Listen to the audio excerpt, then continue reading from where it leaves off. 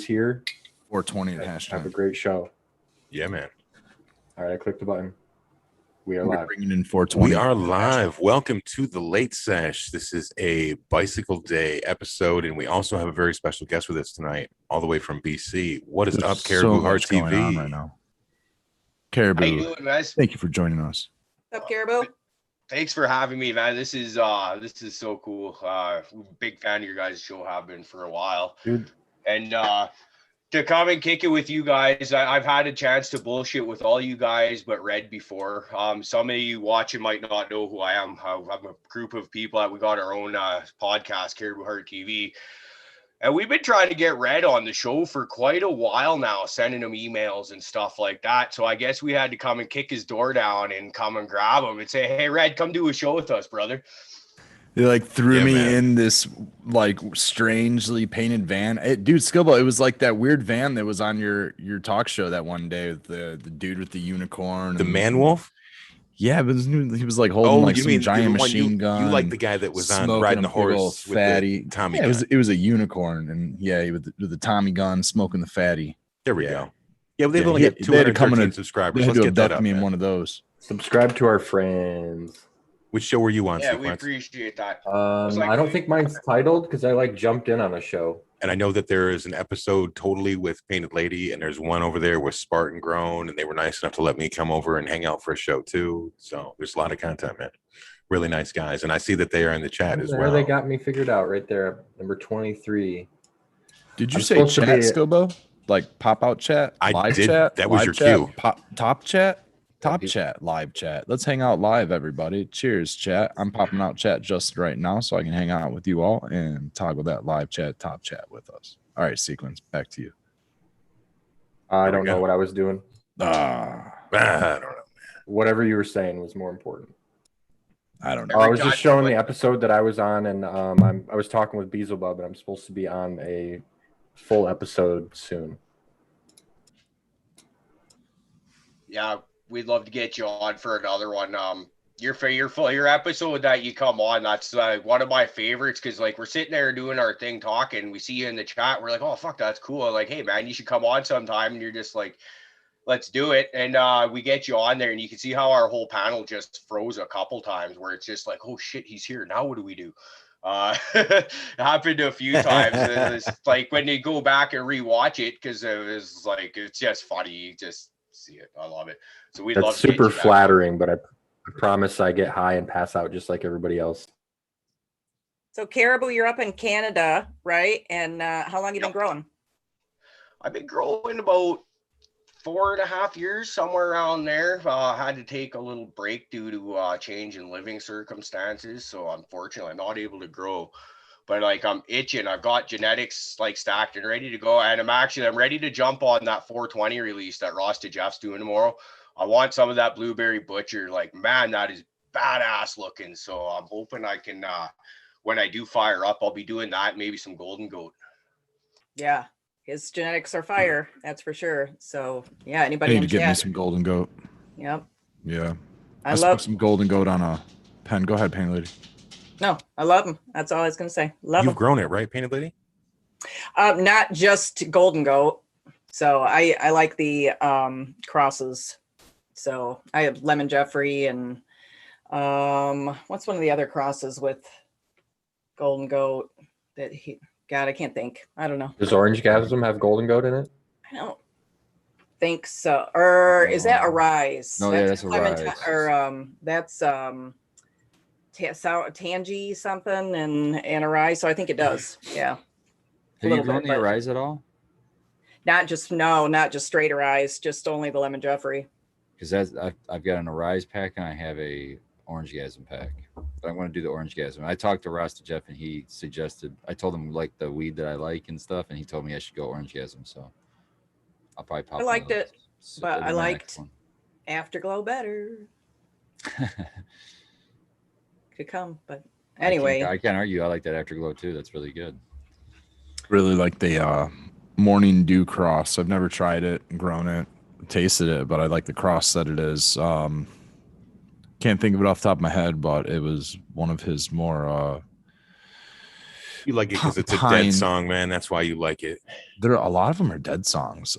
What's that other one that he's got? It's not Dark Star. It's Dark Hollow. Michelangelo. Dark Hollow. Yeah, Dark Hollow. Yeah. I've got that. I haven't run it yet though. What is that? Irie, you said you ran just the Golden Goat Caribou? No, I'm gonna be running that on the next one. Oh, you're gonna there. be. Okay. Yeah, fan of our show. I mentioned that I was looking to run that on, and then he was like, just gets a hold of me. It was like, hey, dude, I've got some of those. You interested in a seed swap? And I was just like, yeah. So that's like another awesome thing Fame about at like, last, the cannabis Caribou. community is how people helping other growers look and track down for genetics they want. Like I'm in like a little backwards ass hick town in BC, where we basically got 3 strains that hover around here. We got like Pink Kush, Master Kush Ultra, and Violator. And it's like always these 3 strains that are hovering around. Well, that's boring. Like, let's get some new stuff in here. And those are old strains as well, man. Those have been around for so long, the same cut buzzing around. Like, so yeah. What makes those cuts stick around up there? Is that mostly grown indoor, or is that a selection based on what exists outdoors there? It's all grown indoors, and I think it's just what it is this you get if they're the first good cuts that made it up this way kind of thing that people kept around. Because I can get like say Violator, if anyone watches our show, you'll hear me bring this up a lot of times. This strain, it's a staple in the area, and my theory is it's all just the same cut that everybody has. It's the same person selling clones or whatever, and it's just like everybody just keeps going for the same mold because so it weird, sells. man. You would But think it's that like with it being BC that there would just be this plethora of fucking strains, old and new, and everything would just be like crazy up there, man. Well, I mean, I feel like it's probably like our GG4, right? Where we can speak to always having Gorilla Glue 4 around in Michigan because it was handed out here and it's something that we all pass around. Or do you truly only have 3 strains up there? That would be very interesting. No, there is more than that, but like because we actually got Those a the lot ones of that just kind of never left. Those are the easy Yeah, to I get think- ones. I think it's because another one comparison is like say the Master Kush to Master Kush Ultra. Now Rick, a guy from our show, he's growing them both, and he'll say, well, the Master Kush Ultra, that's your yielder. Because I think most of our growers up here, they're growing for sales, not for personal quality and all that stuff. So you got to have something that's going to get people high, but it's got to be a high yielder as well. Where someone like me, I'm not interested in making money off of it. I just want to get what's going to kick me in the ass and take away my aches and pains and make life a little bit more comfortable. Makes sense. So I got a question for you. So I don't know if you know or not, but I do the GML show with him, and he's from BC area. I think he's on the island. Anyhow, he is like super hyper focused on ash color. Is that a local thing where everybody like? Are you talking, Red? Sorry, Red's I was confused. lips moving, but I didn't. Oh, sorry. I didn't know what that was either. It's part of that. So, anyways, I was wondering, is that like No, a it's side GML thing, or conversations. is that like that area is like they're really super hyper focused on really white burning ash? Like it's got to be like extremely white. Oh, I know Or what we're is that- talking about. Because Yeah, he's like it's- that's that's weird. Like people say that's a sign of a good flush, and I don't know if there's any truth to that. It's bro science as far as I'm concerned, because you take like a pack of, well, I just had a pack of elements, right? Like I'm a zigzag blue. That's my preferred paper. Yeah. But sometimes can't get there. So the last pack was elements, and that burnt black on it. And it's the same weed. I was rolling one paper to another. Can anybody even elaborate on that? Is there any truth to that? If a good flush burns white, because that's what we get told, and that's what I think that the guy you're talking to is going off of. Is that Yeah. flush? Well, yeah, he's hyper. He flushes quite a lot too, like it's more than anybody I know in my life. But he has Such a he's hot got a button breathing. topic, Yeah, but he's got a man. breathing condition, so I can understand why he's hyper. He's going to be hypersensitive to unflushed product. But I think there's a wide area in between those 2 points, though, of like a 4th of July sparkler joint and something that is like whiter than the driven snow kind of ash. You know what I mean? Yeah, I think there's a lot of factors that will determine ash color, and the moisture is a big part. The paper, that's a great great example, is the paper for sure. And Well, actually, resin Oh shit, content. Red's got the old Another school. one. yeah, red. So I don't know. I mean, it's to each their own, obviously, but I was just wondering if it was a local thing to where, because he was claiming that in the commercial market, even that if you didn't have super white ash, you're not going to sell your product, kind of a thing. That he was making it sound like it was like, I don't know, like it was a thing that the market was driven by out there. Because it was strange to me because I'd never heard that here. Then I was just wondering. I used to hear about it years ago, but not like in the last 3 or 4. It used to be a thing like 10 years ago. Oh, you gotta have the whitest ash, bro, man. No, I know I've heard that before, but I haven't heard it like in like a commercial setting, like a dispensary saying, "No, your stuff didn't burn white enough." That's never heard that ever. I think when people light a joint around here, they will often look to that and maybe to see if that. And I can even think of one example. I mean, when I was growing organic, I'm not flushing at all because I've become organic grower in the last year. So, Exactly. and I stopped flushing. And there's one guy, he's just one of those talkative guys that thinks he knows everything, but doesn't seem to actually know much. He lights this joint of mine. He's like, "Oh man, you did a really good flush on that. Look at that nice white And you're ash like, and stuff bro, like I that." don't And I'm like, flush. "Buddy, I don't flush."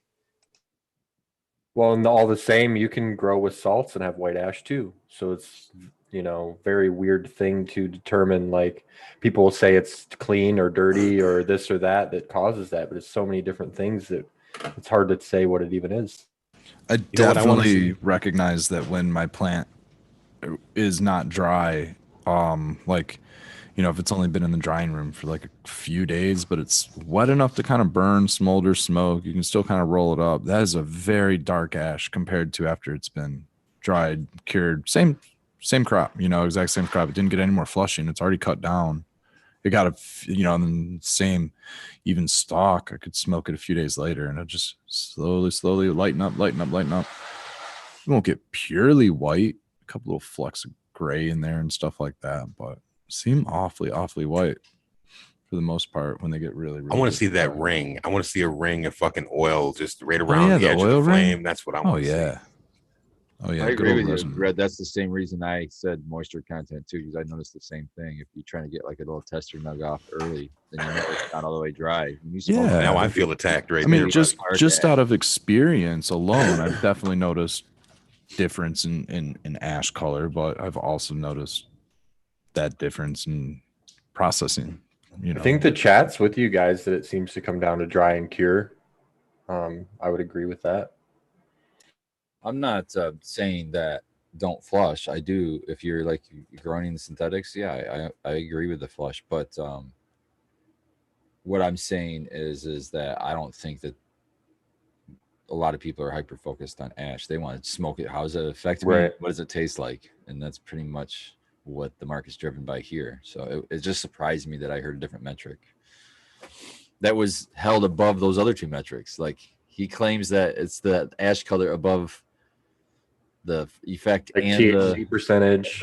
yeah. I don't want it to be like white and have no fucking flavor and just be Yeah, I like don't know a about Marlboro that. Light. No, I said that too. I said you can know. flush flavor out, dude. I said you can flush flavor out, man, if you just don't feed your plant in flour. You know what I mean? So I feel like there's a point where it just it doesn't naturally die. At that point, you're actually killing it off. Like I really feel like there's a point where my plants they really slow up their water intake. Like if I don't mess with the frequency of my fertigation, I'll eventually get more runoff towards the later end of the cycle. Like I'll just if I'm only getting 1 or 2% runoff, like by the end of the cycle, then I'm starting to get that 10% runoff that I'm typically trying to avoid, as a conservative grower. I really don't want any runoff. And by the end of the cycle, I'm just getting runoff. The plants are slowing down their feeding naturally. And I have a feeling that they're just slowing down their feeding, but they're also slowing down their uptake of minerals and all kinds of other things. I mean, they're not green anymore. They're fading color. You can tell that their metabolism has changed, whatever that they're converting from mineral in the soil into plant tissue. It's changing. Like they're either changing process or they're like completely just not as hungry. And I mean, they're stopping their feed. And I think that just naturally similar to what Cariboo was talking about, organics, and just most of you guys just do water only as it is. I mean, you're literally flushing the whole time anyways. There's a point like, I mean, are you going to like literally want to flush out all of your minerals and then start from cocoa base every single time in an organic setting? No, you're gonna keep your minerals in there. Some of you have rocks, lava rock and all kinds of stuff like in there. You can't get rid of that stuff. The minerals are in there. It takes years. I want it to take years to break down in my beds. It would take so much erosion and so much like microbial munching to get rid of like pebbles and stones and all of your sand and all that stuff. There is minerals just in there. And I kind of view that like. So are you talking more about like macronutrients then is what you're worried about rather than the micronutrients? I'm not worried about any of them. I just think that the plant's naturally senescing. I mean, yeah, if I was super feeding and I knew that my plants were like throwing foxtails like crazy because I was feeding 2000 ppm or 2.5 EC or some crazy number, and I had an awesome yield and I was getting 4 pounds per light, but it was all foxtailed. Yeah, I'm probably going to need to get rid of some, because just looking at the flower, I can tell that it's been grown with excessive nutrients. There's probably excessive nutrients. Now you just keep growing it like that, and then you extract it that's pretty good return there. It's a great return if you're running for that. Get rid of those tails, right? Yeah, but what are you rolling with? You turn your lemons into lemonade, right? Yeah, I suppose. Turn your lemons into when I see that, doesn't get 4 pounds of light. Yeah, I still feel like you're sacrificing flavor and all kinds of other things for yield. Yeah, because when you're doing those foxtaily runs and stuff like that, I've experienced it, and I've like for years and years and years I was like, my shit just won't add up and flavor the right and same clone and everything as my friends, and then just something's going on. My temps are too hot. Right. I'm feeding too hot. An increase in a lesser product isn't more. It's less. You know what I mean? Like even if you get more of like say something would, in your opinion, would be like a B, regular B or a B plus. You're like, okay, this turned out pretty good. But if you were to hit it differently, you could see that the plant turns out differently for you too. You don't have to just fucking try to crush things all the time. I just want to make it clear that I still am on team flushing when it comes to synthetic nutrition.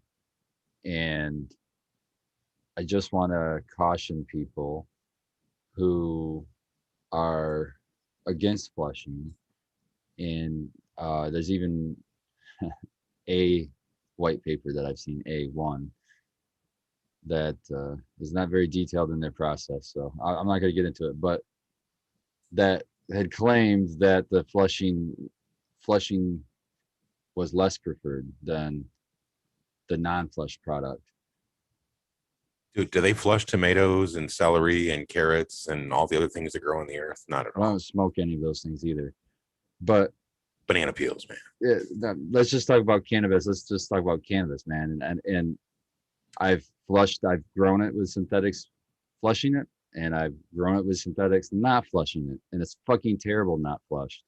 So I don't have the scientific, I don't think anybody has the scientific explanation to why that's the fact, but my guess is it's not what everybody's talking about as far as the minerals not being in the we're flushing out the minerals and the plant's starving. I think removing things from the soil, not from the plant. The plant's not doing anything. The shit that's in the plant's in the plant.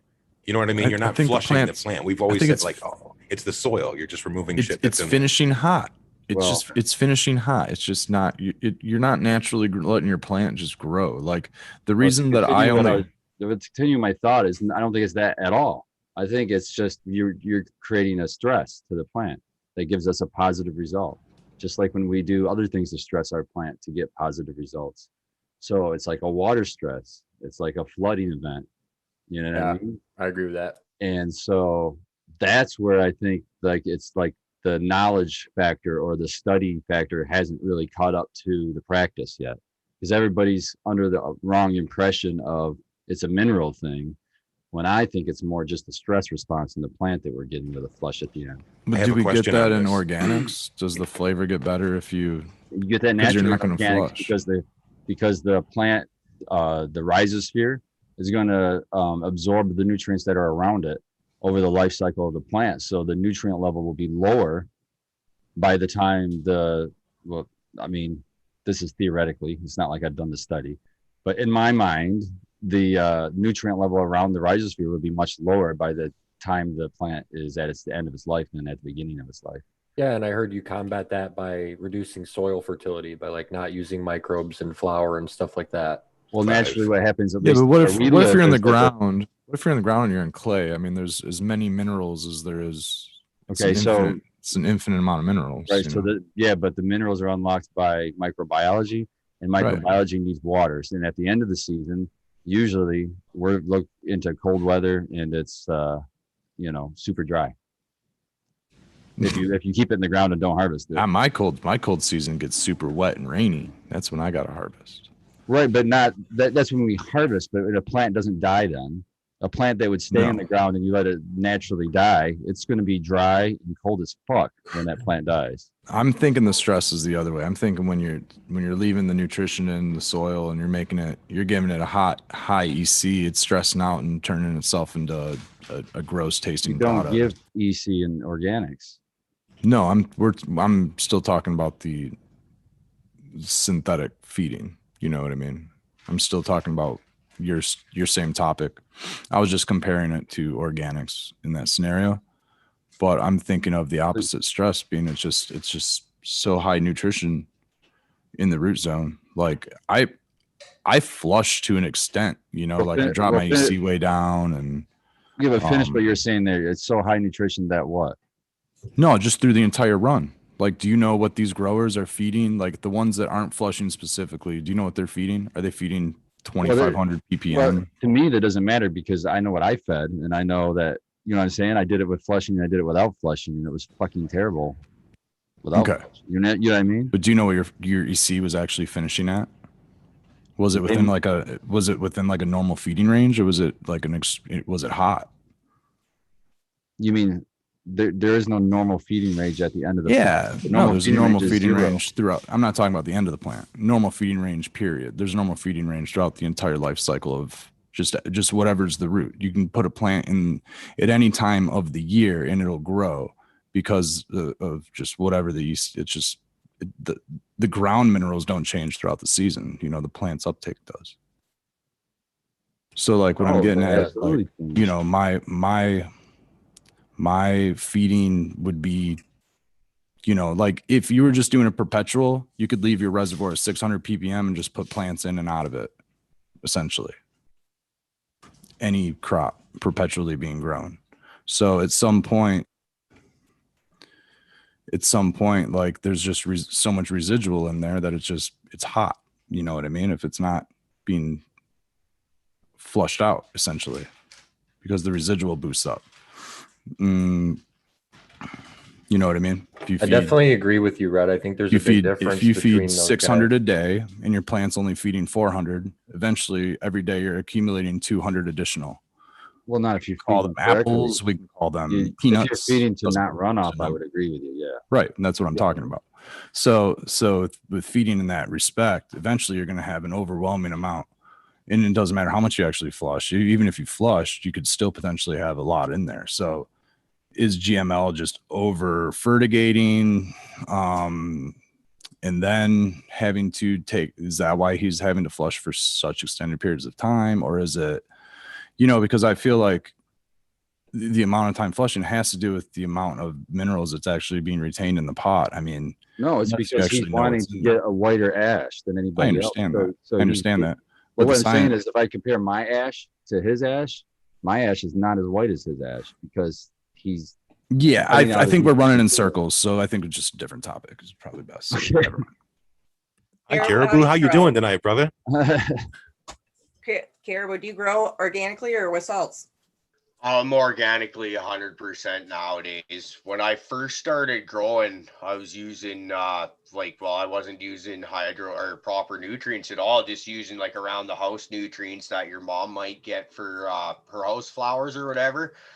And after about a year, it was like, well, my best yield is still like 1.25 ounces, and I've had like 3 harvests by now per, the 1.25 ounces per plant. Like, I should be able to do better. So I go in and to the store and I get some proper hydroponic nutrients, and it's like, wow, all of a sudden your per plant yields up to about 4 ounces, 4.5 ounces a shot. You're just like, okay, this is cool. I just started playing that, and I was getting really comfortable with what I was doing. But I just like the idea of organic gardening. It's I like the idea of if I have a bunch of seeds and I fancy myself as a bit of a breeder, so I'll always have male and female seeds around. I can always go wherever I want and throw some in the ground and maybe give them a little extra TLC here or there, depending on soil quality. But you'll always be able to perpetuate indoor, outdoor, it doesn't matter. So I figured just go organically. It's in the long run, it'll just make my life easier, and it makes my heart feel good. Cool. I just started mine, I don't know, not too long ago, and I'm back to the bottles. Did you give up altogether on that, or It's you still just organic, No. though. Not like it's synthetic. I mean, I still want to do the side by side with my Bloom Yellow bottles just to see if there's any difference. But and I will do that. But I picked up some Coast of Maine today at the grow store because I went to go get some worm castings, and I was going to do like a whole new batch and start that. But I think I want to try Coast of Maine because I haven't tried that before. And then do another batch of the organic too, and then do that whole still run that side by side with the Bloom Yellow bottles against it. But yeah, we'll see what happens with that. But I don't know. I mean, there's just something about mixing up the bottles for me. And even though the Bloom Yellow bottles are organic, there's just something about just doing all that. And I don't know, the salt growers can attest. I think the people that do enjoy doing that, there are some of us weirdos out there. I enjoy the salt myself. There's the playing chemist, and I'm a nerd when it comes to this plant. I like to do it all. Problem is, I got this pesky job I got to go to for however many hours a day to pay the bills and all that, and it takes away from my gardening. So it's dude, I got a pesky job too. We do a bunch of different because it's just the root porn when you get to do hydro is so cool. But I'm sorry, my weed tastes a lot better when I grow organically. I just find so it's cool. But loving to play around. But as for that Coast of Maine soil, I know Indica Bee uses that. So, does he? And that guy's a badass grower. So shout out to him. Yeah. Yeah, is he in chat tonight? I haven't seen him yet, but yeah, shout out to Indica B. I have seen that he is on to bigger and better things out there in the East Coast. So I want to get him on a late sesh with us too. Good for him. Cariboo, maybe you can help make that happen. Yeah, actually, I was talking to him earlier today, and he's basically saying he is so fucking down to come on your guys' show. Our whole crew is eager to come on here. Like when we first heard that you guys had sent an invite out, we're all kind of in our group chat like, well, do we go and steamroll them all at once? Because I think there's 13 of us. So it's like, fuck, that would make. No, Sequence covered that. Sequence said that because we didn't mob your show and that you've given us each an opportunity to talk and for people to get to know us, that we owed you the same respect back. Yeah, no, this is cool because I'm usually the quiet guy that kind of sits at the back until it's my turn to come up and actually. It's your turn now, brother. So it's I really appreciate it. It's like as a starting out podcast, we look up to you guys as a show and as a crew. And then when we actually starting to meet you guys and have conversations, it's like, fuck yeah, they are just as cool as they seem. They are just as laid back as they seem. And it's just cool, man. It's once again, thanks again. Well, you sounds like too that you're into breeding too. Do you want to talk about any of that? And that's always exciting to talk about breeding stuff. He's trying to make that fourth strain instead of the three he's got. Yeah, that's right. Yeah. He's gonna mix those three together.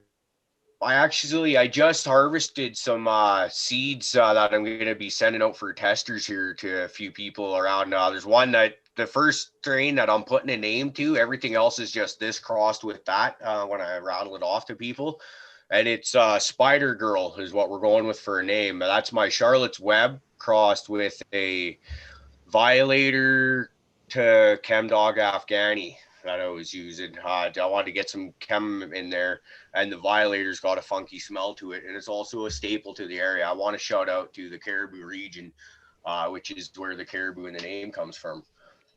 So I'm really eager to see what that does, because I'm new to the CBD smoking in the last couple months, and I like what it does for me. It gives me very calm to my stressed out nerves, and use that. So let's try. But I got to get effed up, man. Who doesn't like getting effed up? So let's figure out these ratios, see if I can get a nice 1-to-1 or a 2-to-1 ratio out of that. So I've got those super interesting, man, because I think that, like, this is just a high thought I had one time, but I was thinking in my head, you know, I wonder what's that one thing that's missing that all these old timers keep saying, you know, oh, back in the day, there's this one thing. And then the one thing that just popped into my head was, of course, CBD.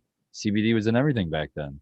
So I wonder if we just put a touch of CBD in all the modern day cultivars, if that would bring back, you know, if it would unlock something. You know what I mean? I don't think that old men are only nostalgic about cannabis. No, you know what it is, Painted Lady, is don't you miss that fucking giggle stick weed shit from back in the day, those really heavy sativas? Yeah, I do. I keep looking for one of those. I really like Durban, but I don't know if it's really giggle stick stuff, but according to Spoomy, his Morgana does that. And I have that right now in veg. So I'll report back on whether that's giggle sticks. I have a huge feeling that a lot of that stuff had CBD in it, like those old Colombians and all that we don't really see around. And main reason that I think that is because mainly the Indian varieties with the high THC and incredibly low CBD varietals that like came over from India and were called like indica based on that,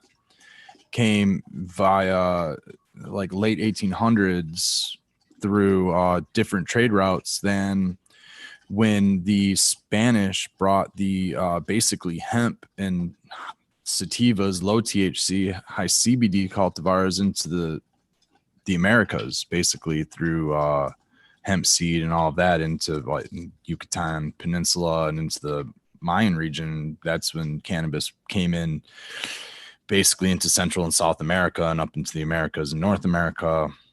Came from Europe, and Europe was propagating high CBD, low THC varietals. So a lot of those Colombian golds and stuff just got really, really, they turned into what we call them land races, but really they just were propagated and got it used to those environments and switched up some flavors. And we have those good heady ones. And I totally agree with that, man. I really think that everything that came from those really, really heady sativa lines, I think that they had a little bit of CBD in them, and I think they had some flavor profiles that were just unique to whatever pest pressure and stress pressure that they had in those regions at the time. And I think that really the only way that we'd see that kind of stuff is if they were grown down there and adapted to those environments. And was cannabis making people super paranoid back in the day? I doubt it, because I know it Yes. does now, and sativas aren't really super popular anymore. I just don't think that the THC levels were that high in those sativas. Like they talk about it Smoke being enough like of it, though. 10%. They talk, and I think that it wasn't. I think indicas were still around with 20% THC, but I think that what they were testing on was a lot of these Mexican varieties. Well, let me put it to you like this: is think about this: is that there was nobody really fucking cultivating shit back then. So, you know, for my experiences as a fucking 13-year-old way back in, I don't know, the middle of the 80s, it wasn't very easy to find shit. And as I got older and older, we're getting closer to the 90s. It starts, you got some plugs, you know, some people and stuff like that. But, you know, it was what you could just get, man. And or what you can afford. Yeah, exactly. Man, it was either brown or green. What you can afford was a big get all your friends together and get the kind bud and smoke like 1 or 2 joints, or get the stuff that tasted like watermelons and was mostly seeds and stems, but still worked. I remember. Just smoke more of it. That's the thing. If you think about it, take somebody who back in the day, we're talking about the sparsity of things, right? So let's say you haven't smoked a couple of weeks, right? So you're on like a tolerance break that's not of your choosing per se, and somebody hands you an 8% joint. It's still gonna fucking rip your face off. It's still gonna get you. Oh, and yeah. if it didn't, smoke 2 of them. And if 2 of them didn't do it, smoke 4 of them. You'll get there. That's part of the problem with the new stuff is you can't lower your dosage. Like you if guys my have boss ran it were to into the take dirt one with- hit of a joint, he would Yeah. be floored. You know what I mean? One hit. You can't take half of one. So like, there's Do the almost Bill a Clinton, detriment. I did you know what not I mean? inhale. Don't inhale. It's a pretty wild thing to think about, but to some people, it's too strong. It is. I agree with I agree with Red that, man. sells it Especially, all day. You know that. especially when you're getting into some of these terpene profiles that like terpenylene, pinene, like they're awareness boosting terpenes, they're stimulating terpenes, and then when you add the THC it like acts as a stimulant in low, just like CBD. And at first, it acts as a stimulant. It boosts your heart rate for like the first 15, 20 minutes that it's metabolizing. So in higher doses, you're going to have a higher heart rate boosting, and just that's just natural response. So you're just going to be getting all these effects from the THC alone. Then you synchronicity with the terpenes. So the higher the THC, you're just naturally going to have that anxiety with a lower THC. I mean, and a little bit of CBD to act as a antagonist on the THC, plus the terpenes. You're still going to have like the heady awakening response of the terpenes, but you're not having as heavy of the entourage effect implies that there's a leader. In this case, THC being the leader. We don't know if this is true or not, but if the entourage effect, it would then be that.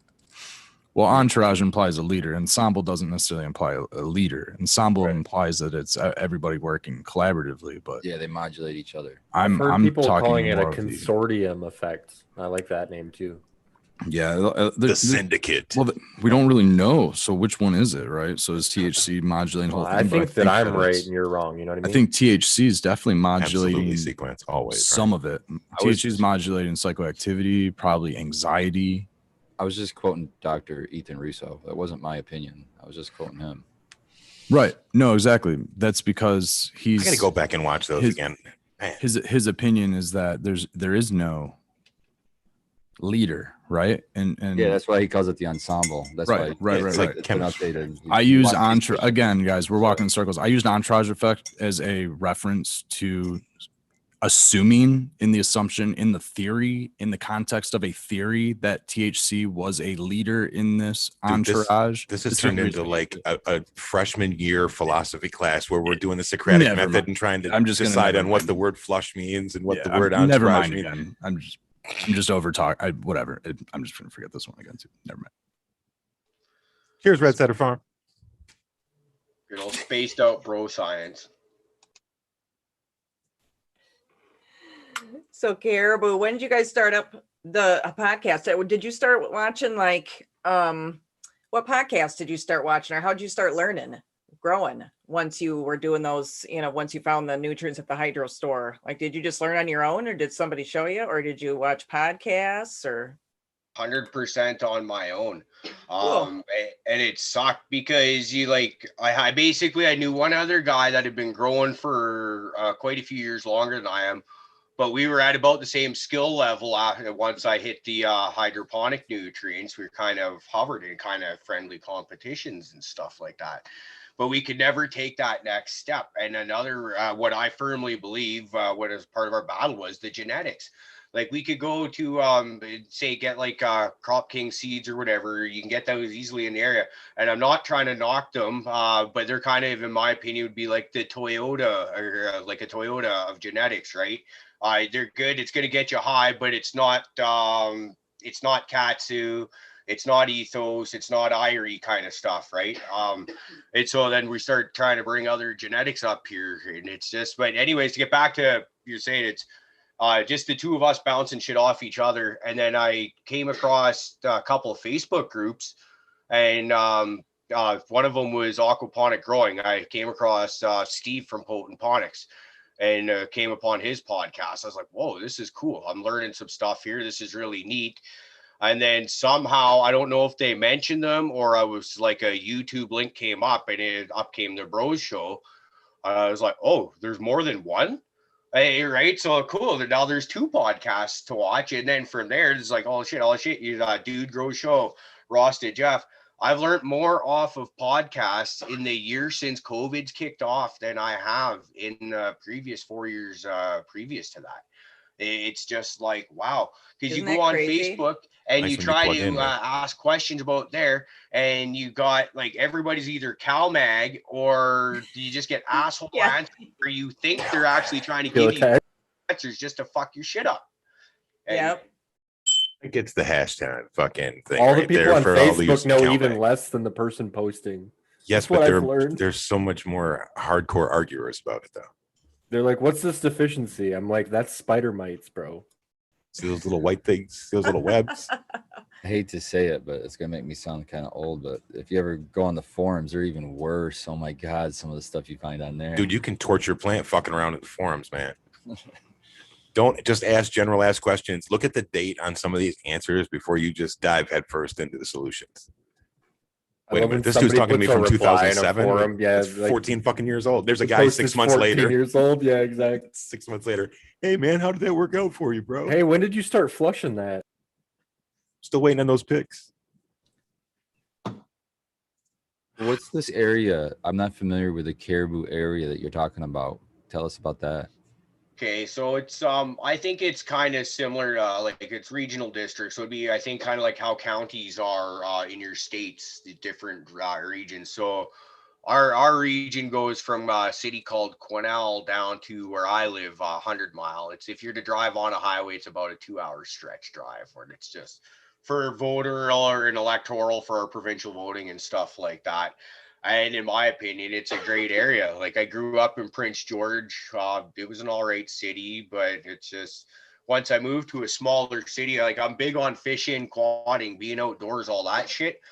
I can leave my front door here, and within 20 minutes of any direction I hit, I'm going to hit at least one lake, at least one that I can go fishing at. And it's just, I love it. For trying to be an outdoor grower at some point in time, we get that little bit longer of a growing season. So that's huge. Like, it's, so, Awesome. but, and it's famous for Gold Rush.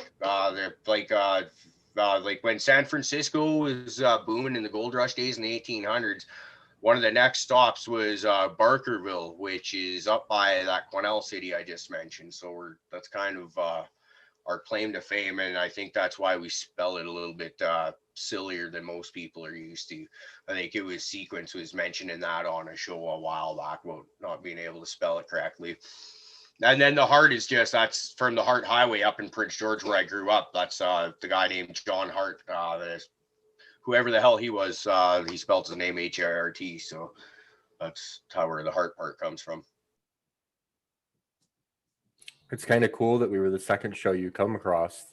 It's no surprise that like you believe that we're famous when you met us before the Dudes Grow show and Rasta Jeff. Grow from your heart, yeah. Well, the funny thing is, I think Ross did Jeff's Grow From Your Heart in there. I think his was one of the last ones that I figured out. And no offense to anybody else's podcast, I like his better than I like my own shows. Oh yeah, we say that. Yeah. Yeah, for sure. I learned probably 95% of what I know about growing, probably from just listening to Grow From Your Heart. I'll admit it. Yeah. I've learned stuff from that. It's a very, very good show. There's a lot of good shows out there. We don't have to be the best one. I like Jeff's explanations because like when you go through and when I first found him, it was a while ago, a couple years ago. And he has like the summaries of like the last 25 episodes and it'll be all like on growing shit. And I was listening to it and, I've been a grower for like 8 years and I'm going through this whole thing and I'm like, man, this dude is hitting on every single thing.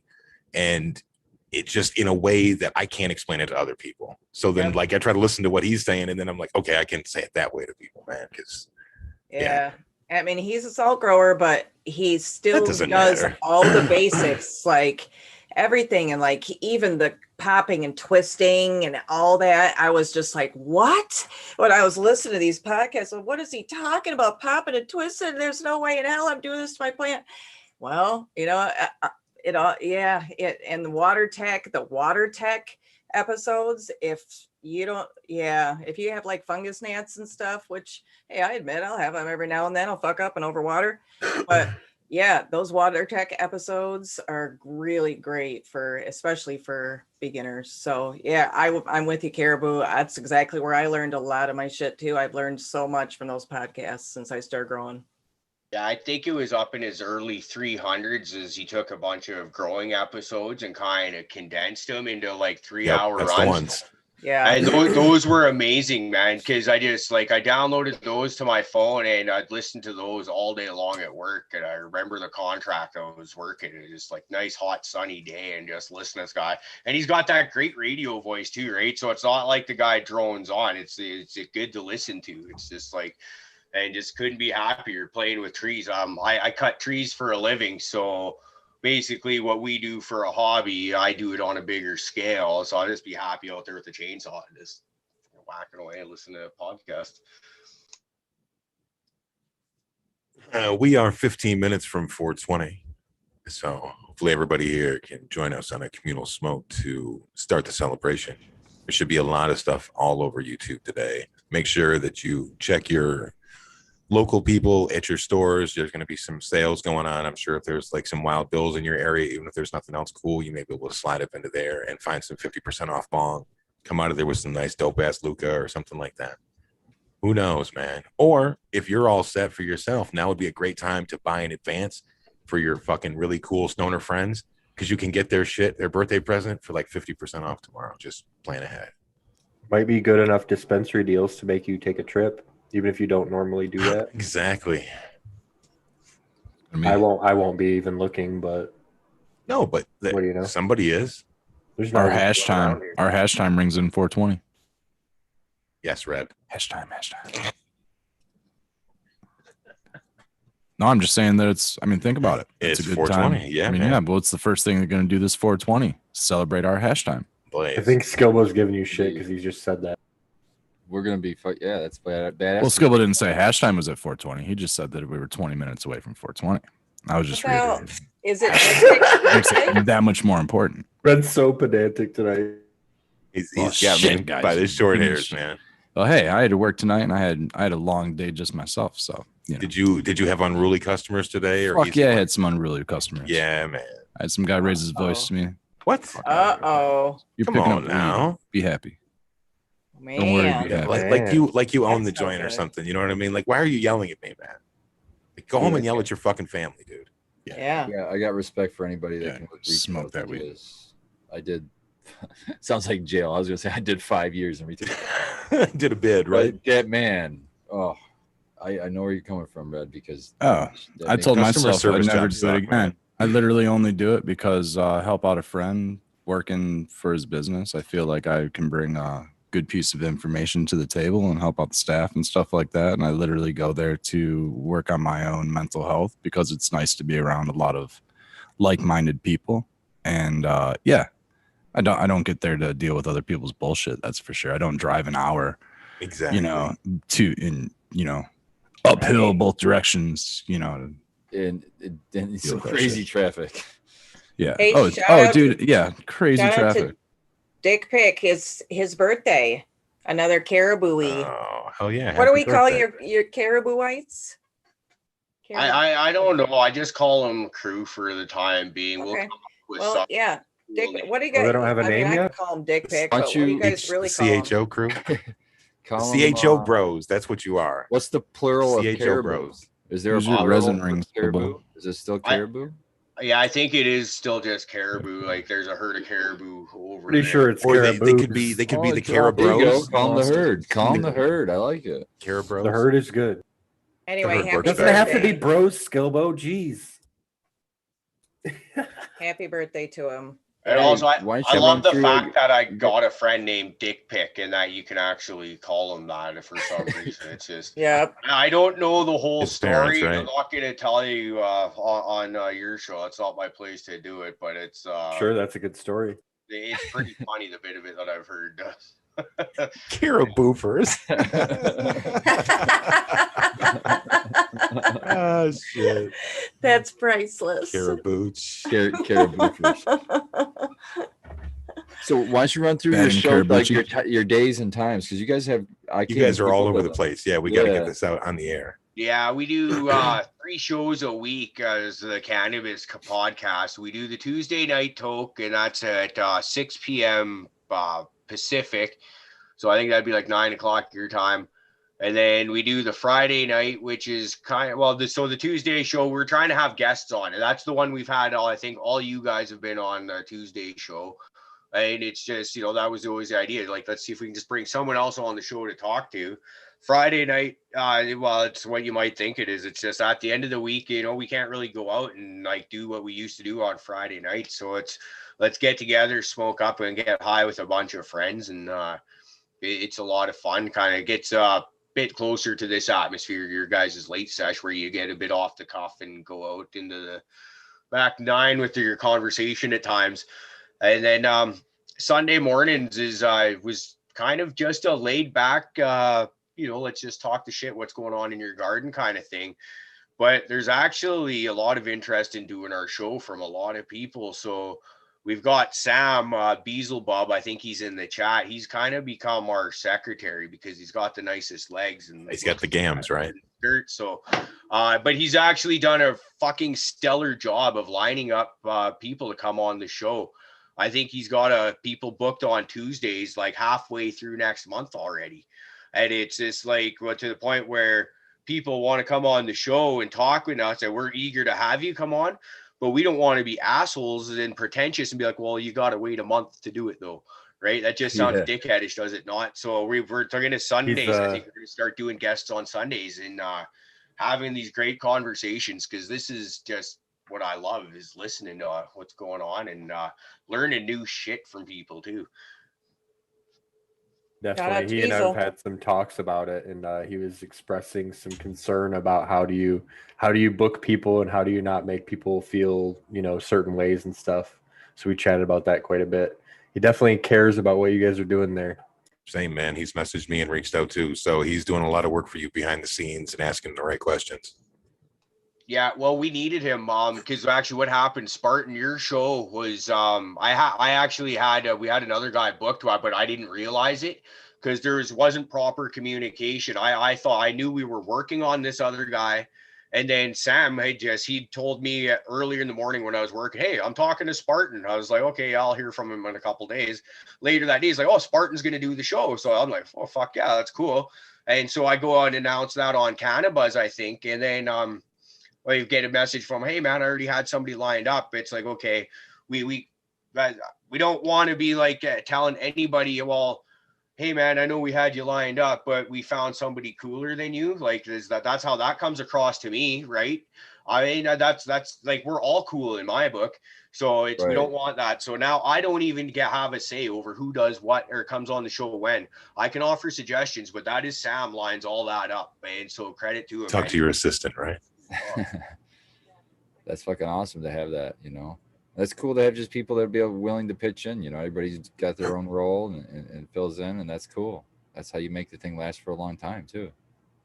Well, that's the idea, because like I've got a lot of shit going on behind the scenes in my life, so lately it's been hard to make particularly the Friday night show, and so we got Prophet stepping in as kind of a guest host now. So we figured out where all I have to do is show up just long enough to get the Zoom meeting going and get the YouTube stream, and then I can bug out. And I think Prophet's their sequence too, man. That guy, yeah, he is. Dude. He gets to dip out and be like, okay, I'm done with this. I'm out. That's really entertaining. So Prophet hosts your version of the late sesh, and I left Red and Skilbo to do that for us, and that's about equally scary. I can relate a lot. If you ever want to talk privately, you let me know. Yeah. See, so yeah, I can't wait for Prophet to be on here with Red. I think getting Red and Prophet on a show together, and we need Hype on there too. The hypothetical gardener. He likes these spaced out conversations as well. I just think Prophet was, when we were talking earlier, saying there'll just be like too much energy in the room and the internet won't be able to handle it, and we'll blow the internet up listening to it. They're all going to get to talk like once each, and your 2-hour show's going to be over. Muted. Just get high quietly, right? It'd be great. It'd be like watching an amazing show. Yep. Like I used to watch the show, just in chat. Yeah, it would be great. We kind of like another kind of like different, but that Gandalf show we had a while back where it's just like sit back and just like. That was entertaining, bro. Wow. That was a train wreck. I loved every second of it. Just call it right out. Huh? Yeah, It was I a honestly train though, wreck. I love that guy. I thought he did a great job. We didn't know much about him, and he came in, and it was We like, still don't know much about him, dude. oh, we don't. I was very entertained. I think he has foil on his windows. You're Just well, sure. yeah, you're probably correct. But this guy, like, he come on, and it was just like nobody was expecting that, right? And it was like it was hilarious. And I'll be the first to say I didn't agree with everything he said.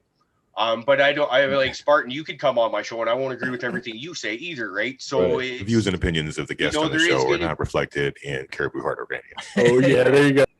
Yeah, and it's just, it was hilarious. Run that Like, little man, like disclaimer. that was Yeah. one of my favorite shows that we've done because it was just there wasn't a dry eye. Truly It off the was- cuff. Everybody's just howling for us. Like he did good. I thought he did great. He's Oh, it very- was entertainment. What episode number was that? What are we looking for? So when we send people over there, they can check it out. Oh, okay. Let's I'll look this up right now. It wasn't too long ago. It was only like 3 weeks ago.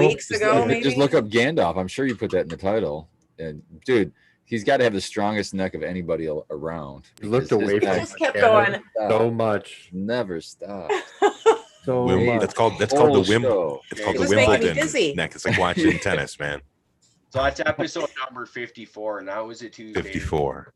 Like, I thought the guy was great. He was. He was. It was entertaining as hell. The energy was fucking amazing. Like he never slowed down. Yeah. Man, I had to take a bath afterwards. I was so tired, like a Epsom salt lavender bath, and for like Had half to an unwind after hour. the show. Yeah, my Fucking mind was spinning after that. Take my one. bong in there. Should have jumped on that Peloton and No, work that shit makes out. me, that gets me going. So no, I needed to. Woo, Turn that was down. a ride. Yeah, check out that show, chat. If you I was haven't, 54. exhausted after that. Yeah, yeah. amazing. It was amazing. This is cool hanging out with you guys for your turn to 420 here because it's still only like not quite 9 o'clock at night here. So this is great hanging out. I'm gonna go grab my You get to nectar celebrate collector. more than once. Yeah, you get to celebrate twice. So that's why I totally thought that you were in our area in the same like Michigan region. But so you're in British Columbia. You're totally on the West Coast then. Yeah, you totally other betcha. side. Cool. That's wild, man. So you seem like you're probably in the same like maybe age range as me or somewhere between like maybe even a little older than me possibly. So like what was the cannabis scene like, let's say 10 15 years ago up in British Columbia? Like, because I remember a big popular thing around here would be like BC bud. Like BC bud would always kind of be, I don't know if it would come down through Washington and make its way over, if it would come up and down in Detroit or what its way it was. But would you guys still have also like really high quality, let's say, you know, almost like Sensimilia kind of like, you know, no seed weed? Because for me, like 15 years ago, everything just had seeds in it, you know? Yeah, we always 2 had. minutes. Well, not always. We always had like you could usually get your hands on really good weed. The one thing though was you never knew what it was back in high school. Like I just turned 39 a couple months ago to get to the age Some of that of sequence. there. But like, cause you could usually find really good weed, and we're always happy about the BC bud because that's a bragging standpoint to be able to have that. But you never knew if it was. There's like a couple strains like White Widow, Early Pearl, Hash Plant, and a few others that you had heard of, but you didn't even know if you smoked. And then after high school, when I was about 19 or 20, I started getting the real bad anxiety from it. Me and a buddy rolled a quad and kind of buggered ourselves up. And I remember going to his house and I thinking like my kidneys were bleeding after we smoked a joint, and shit. it just wasn't fun anymore after that. So I quit. And then fast forward about 14 years later, I just, for whatever reason, I start smoking again, and this is great. And all of a sudden, I'm just hooked on weed again. This is the most wonderful thing. I go into a grocery store for nothing weed related at all. I can't remember what it was, maybe tomatoes, who knows.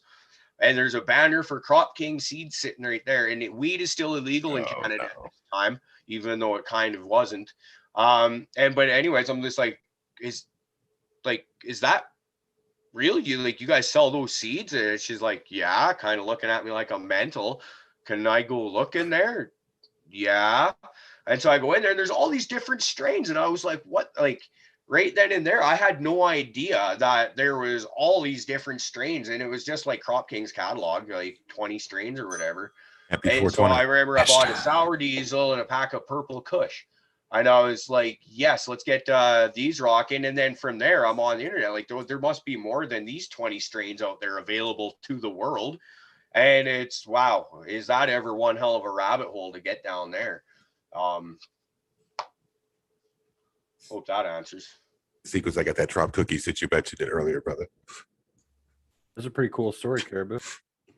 So since it's 420, I do want to take a moment to say something to Sequence.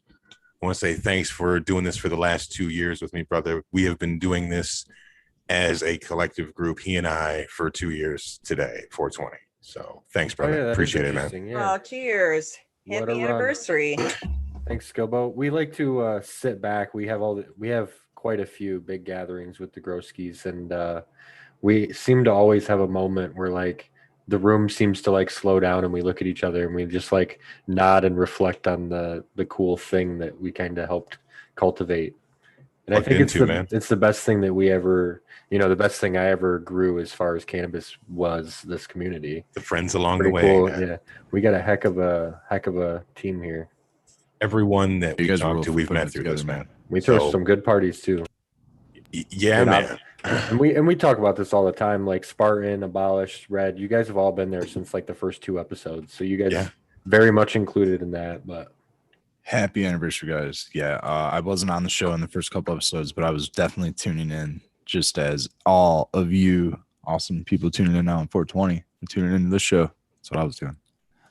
Red walked up to us at a cup, believe it or not. So remember that it was at the Clio Cultivation.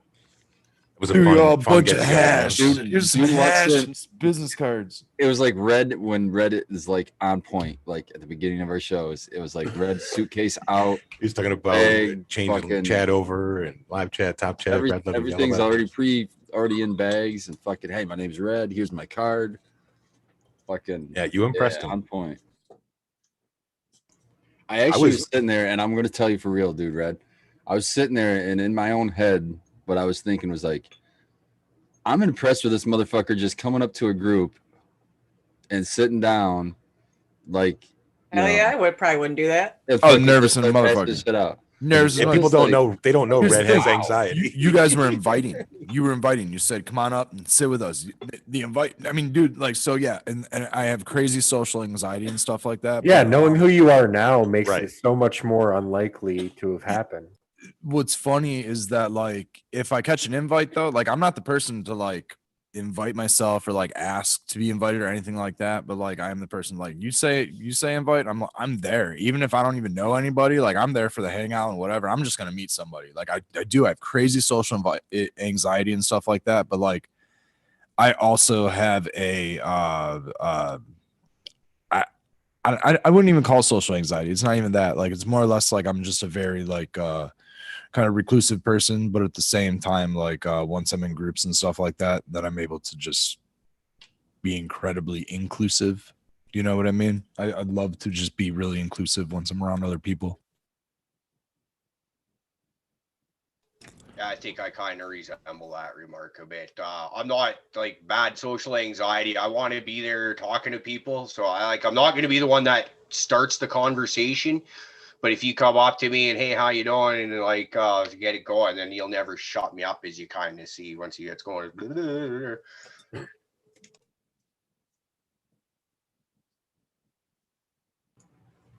Anybody have any fun 420 origin stories?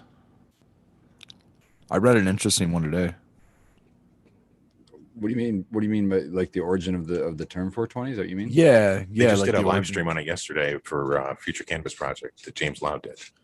I started tuning in and they were kind of talking about growing and stuff, and it wasn't origin, so I just kind of like tuned. I'm very hit and miss on a lot of content right now. I really don't watch much. I have a lot of time right now, right? Yeah. That's the thing. Like, usually it's very direct and specific stuff that I may or may not listen to or watch, and it's rarely watching. Usually it's listening to, and a lot of times it's just music and stuff like that. And The last couple years have just been, hectic, to say the least. So just kind of like trying to move forward with everything. But like I did miss that. I don't know. Did they mention the? I have a fucking notebook that has all of the cities and everything, but it was like Point Reyes Peninsula cannabis plot. There's some Coast Guard cannabis plot that was some Coast Guard member like couldn't keep tending to or something like that. And there was a group of kids from San Rafael High School. I think it was like Marion County, California. I'm probably saying that wrong. It was like Marion County, California. So like 5 guys end up trying to meet every day to try to find this cannabis plot, treasure map in hand. So goes the story. And I mean, it sounds, okay, there's a bunch of stories like that. And but how did it get out of this school? Let's meet every day at 420. It's okay, but it's a local story. Supposedly what ended up happening is actually one of these guys, one of the like an older brother or something like that, early 70s, Grateful Dead ended up leaving the San Francisco Bay Area and moving up into Marion County. And from there, I guess that like one of the kids' dads was like the real estate agent.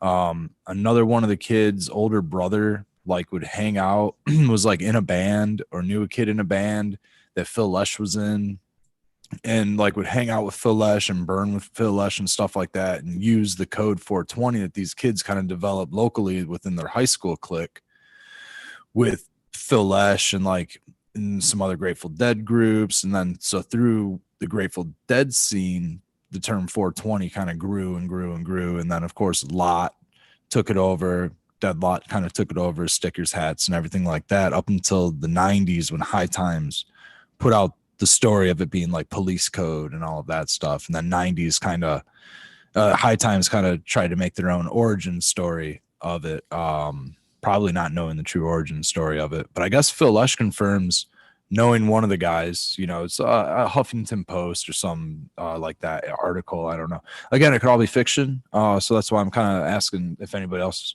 knows any origin stories through that. But I think it's kind of cool, like Grateful Dead. And all. I mean, to me, it sounds legit. You know what I mean? Like that's totally like the size of the Grateful Dead community and going worldwide, touching a little bit of inspiration everywhere in the world. And then not to mention, of course, people, writers and editors for High Times were involved within those communities and things like that, and probably picked up 420 through that and had to create a article on it, of course, Well, then 420 goes global, mainstream, I should say. I can't add to the story, but I know I wanted to ask Painted Lady because she had said that she was off for yesterday on the show. She said she was off for the next 2 days. So, I mean, she has 420 off to do whatever she wants. And I want to know what kind of fun shit you're going to do. You know what I'm doing? It's so fucking fun, you guys. I am painting my kitchen. I don't know. That was anticlimactic. Yeah, I got hair just up like my my ass. mom. That's the shit my mom tells me all the fucking time. You know what I'm doing for fun? Some work. What? Well, it's you guys. I on days off I have to work because I have a full-time job and I am a caregiver and I understand that shit. Got something going on the side, trying to get going, and yeah, I got work. My days off I get shit done that I don't normally have time to do. And so I was looking at my kitchen because my fucking crazy ex that I tried to help and brought him back in, I noticed one day decided to take a knife to my walls when I was back in Chicago visiting friends. And I looked one day, I was like, what the fuck? There's all these scrapes all across the mother. You know what they say, Painted Lady? They say exes are exes for a reason. Man, that's what I get for trying to help a mofo. Fucking stray cats, man. So what color? What color are you going with? I think, man, I don't know. I'm gonna have to see what inspires me once I get to Home Depot. I was supposed to go today, but I ended up getting my fucking shot, and I didn't want that mofo either, but I got it because I got to go see my parents. Pfizer. So you got one more then after that. What do you got? Like wait 2 weeks or something, or? Yeah, the 10th. Yeah, the 10th. I don't know how long that is. 3 weeks. 3 weeks. Okay. Yeah. So. Is that pretty typical for you guys getting the shots like pretty close to each other over in the States? Yeah, one haven't is had 'em 3 yet. weeks and one is 4 weeks. Because over here, like in Canada, like there's supposed to be those 2, 3, 4 week intervals between them, but they're getting stretched to like I've heard 3, 4 months in some cases. Because for Whoa. whatever the hell is going on with our politicians, well, they're a joke, as most politicians are. It's what you'd expect. Whoa, they're really stretching that. Like I read an article that said that they're good for like in between. Like you can miss your second appointment, you know, and get up to like 6 months, I think is what like the in between is good for. But that's really stretching it for that. Dude, I got really, really sick from I shouldn't say I got really, really sick. Like I didn't get like violently ill or anything, but like I felt like I had COVID. Like everything pretty much aside from the sinus, the loss of smell that I did experience back in November.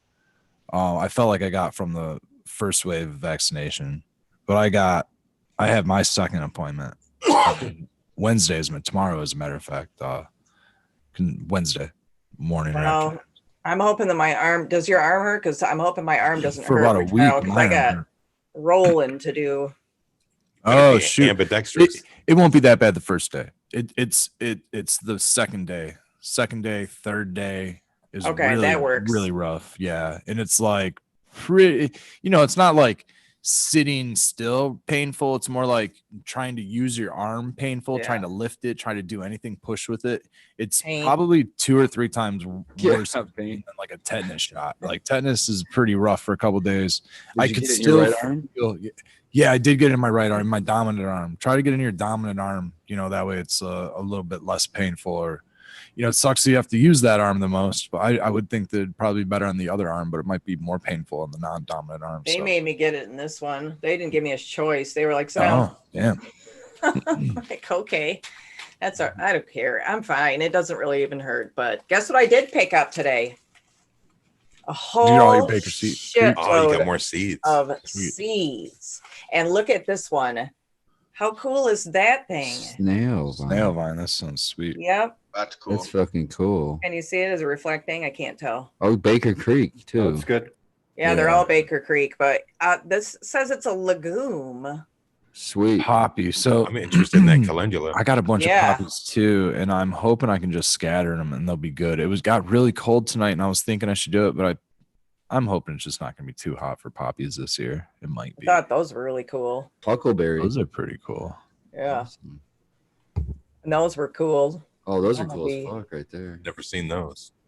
I thought that said something else at first. Yes, I'll take that.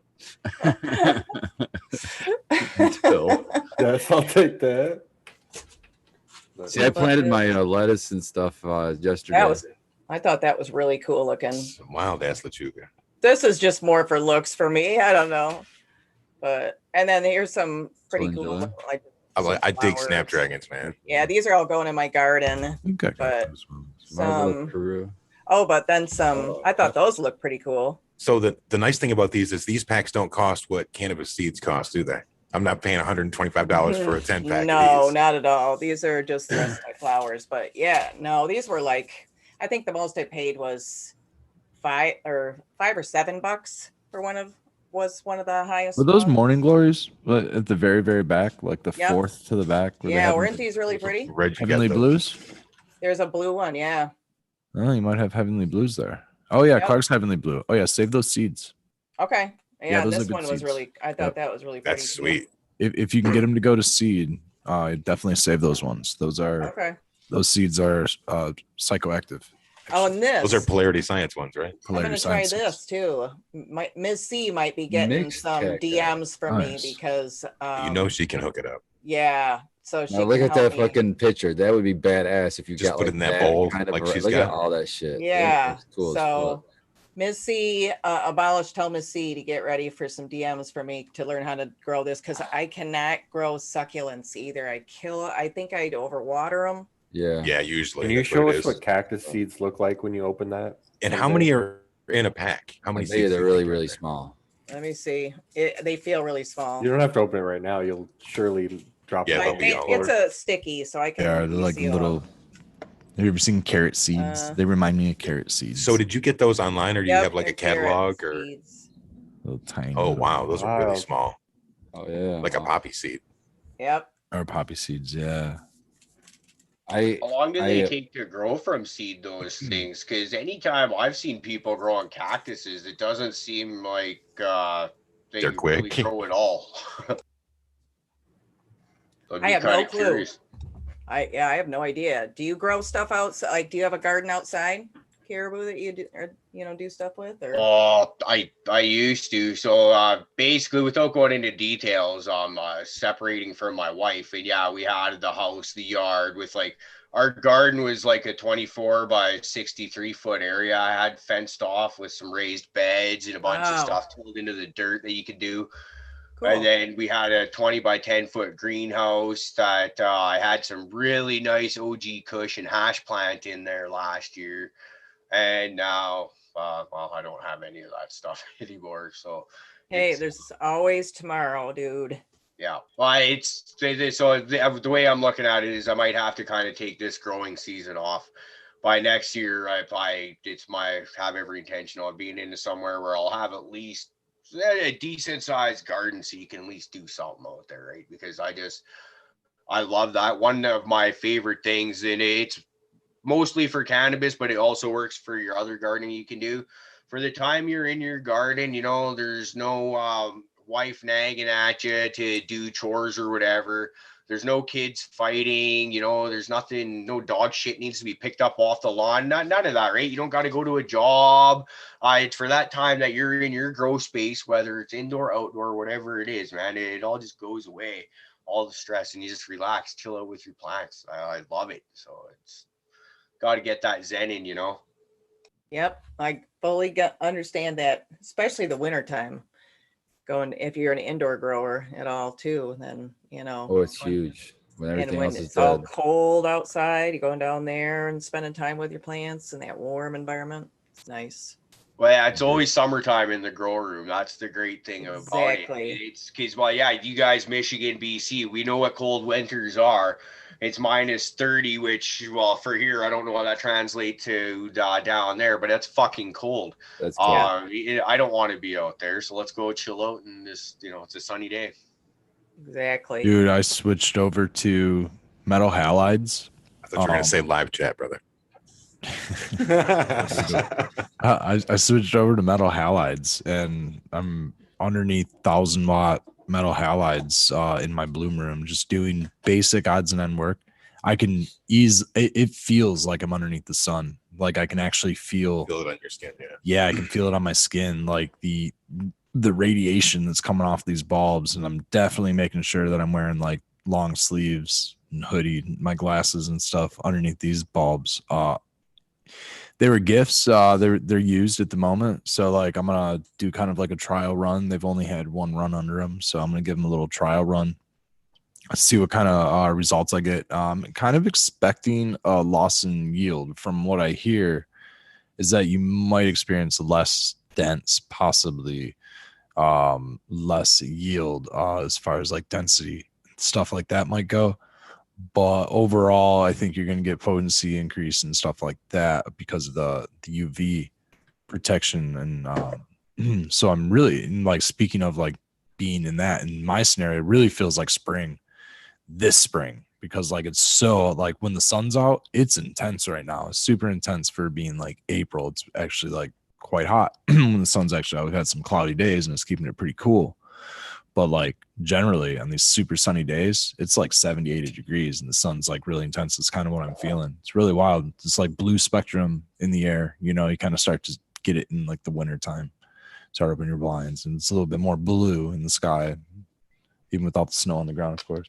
Try to burn one outside today if you can. You know what I mean? Damn straight, Scobo. Give back to Nate. Get out there. Yeah. I hope we can. Is it supposed to rain?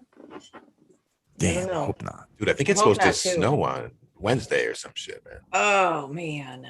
Well, we're going to have like a 20-degree evening here on 420. I got a covered back deck. I'm straight, man. I'll go out there and scorch one.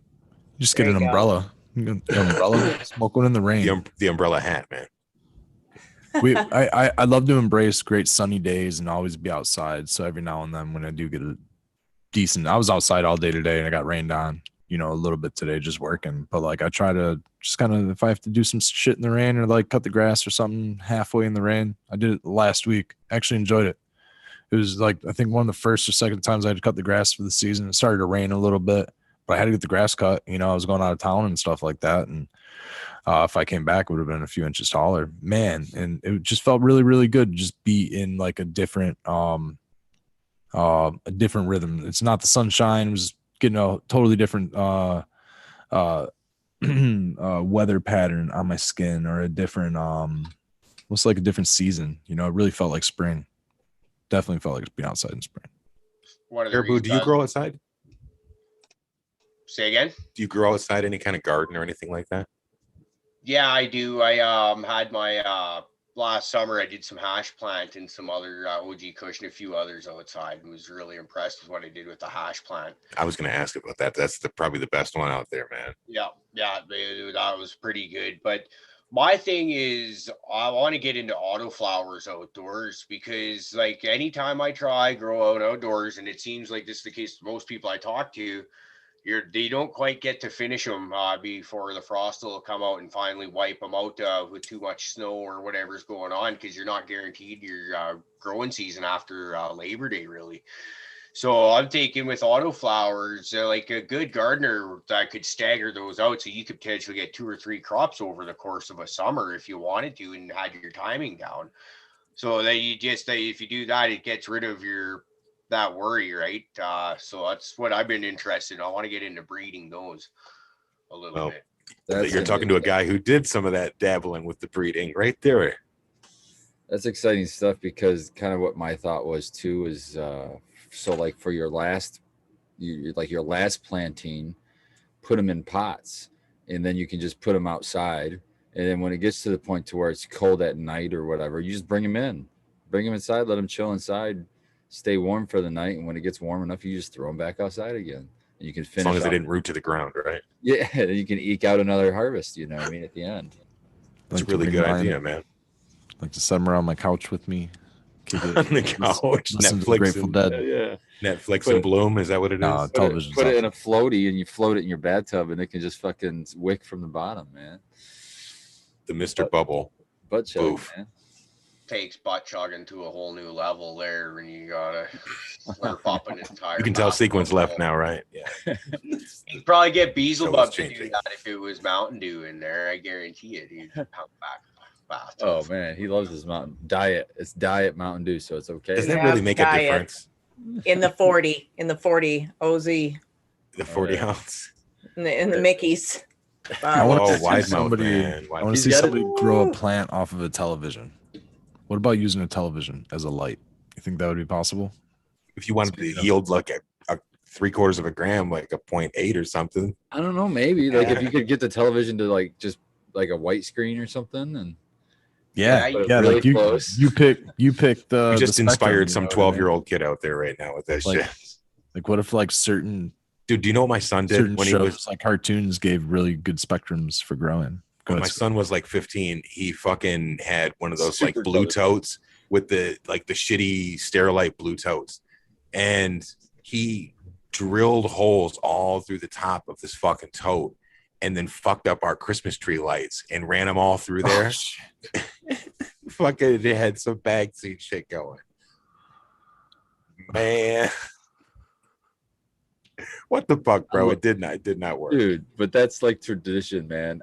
There's always MacGyver aspects to every grow, man. Yeah. He was trying to grow that old school pine tree shit, right? I'm a big fan of redneck tech type stuff myself. You can save $1 by using something you got laying around that's already there. Why not? Like, I had a watering system out in my shed that I was growing in, where it's like 2 rooms worth of stuff, and I got all these like 55-gallon drums, so I just kind of mixing about 30 gallons at a time. So I just took one of those drain that you'd put in like the bottom of a flood table, rigged up some plumbing there, and it's had an air pump blowing and circulating all that stuff, and anytime you go to water, because you're using like 5 gallons here or over there, just have this arm that you swing down and it'll drain it out, or you could stick a pump with a hose on it to go into the next room. It's make your head spin to try and listen to all that and think of it. But yeah, it's pretty hillbilly. Oh, that's fucking cool, man. It's like a res, but you had a spigot on it. Pretty much. Just make before. it work as well. The thing is with this tub, it's heavy to lift, right? And it's if you got like you're brewing teas and you got a bunch of stuff leaching out of your bags, and that adds to a little bit of weight in there, right? And it's you got to lift that, drag it out the freaking door of the shed and dump it in the front yard or backyard. No, man, that sucks. Just pull the thing and drain it into and have the hose going right out the door for you. Easy. My first way I did the 4x8 bed when I got it was I bought some of that recycled tire, the watering hose shit that you can get for your gardens, like low pressure. And all I had was a 10-gallon trash can, and I filled it full of water. And I had literally like an old faucet shit on the bottom of it, and just kicked it open. And there was enough pressure in it when the water was high enough that it would work that way. The only problem is that, then I've got like 3 nice strips through this big, nice bed that's watered really well, and everything else is fucking bone dry. So we switched up the game with that and went with the Netafim sprayers to try to cover more turf. And then, the other thing is I have what I use for the Netafims. I have a 0.5 horsepower utility pump. So I have that one hooked up. And then before that, I had a 3rd horsepower one of the same brand. So all I did was hook up like a 6-foot hose to it and a sprayer wand to it. And so I just, like when I put new plants in and shit, I don't want to just water in one spot. I want to make sure I water around everywhere else and shit. So I use the 3rd horsepower and then manually spray that shit too. Oh, so you're using it as an extra pump so you can hand water and reach other spots. That's cool. That's a good idea. Yeah. And it's nice because it's one of the extendo boys. So you just, nice. I can reach all the way to the back corner, just sit on the creeper. Yeah, man. I'm not getting up and running around over there. That's awesome.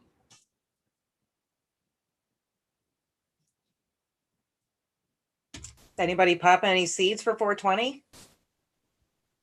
Anybody in chat? Anybody on the? That's a good I question. wish. That's a good reminder, Painted Lady. Thank you. That's an excellent idea, though. That is a good idea. I think I'm gonna. Yeah, maybe I'm about that point. Maybe tonight I'll throw an orange gasm down. There you go. I should do this sausage because I think they're feminized beans. So I should just pop one bean and fucking jump in, man. So I have to be up at 6 o'clock in the morning, super early, because I have to work in the morning. But I should be home. Play. I should be home early enough tomorrow evening, I think, to maybe I'll plant some vegetable seeds and some. What's our moon cycle right now, Red? Dude, I've been way too busy to even pay attention to it, to be honest. Actually, we're kind of in the middle of it. New moon is a good time to plant seeds, honestly. It's better than full moon. So that's where we're at.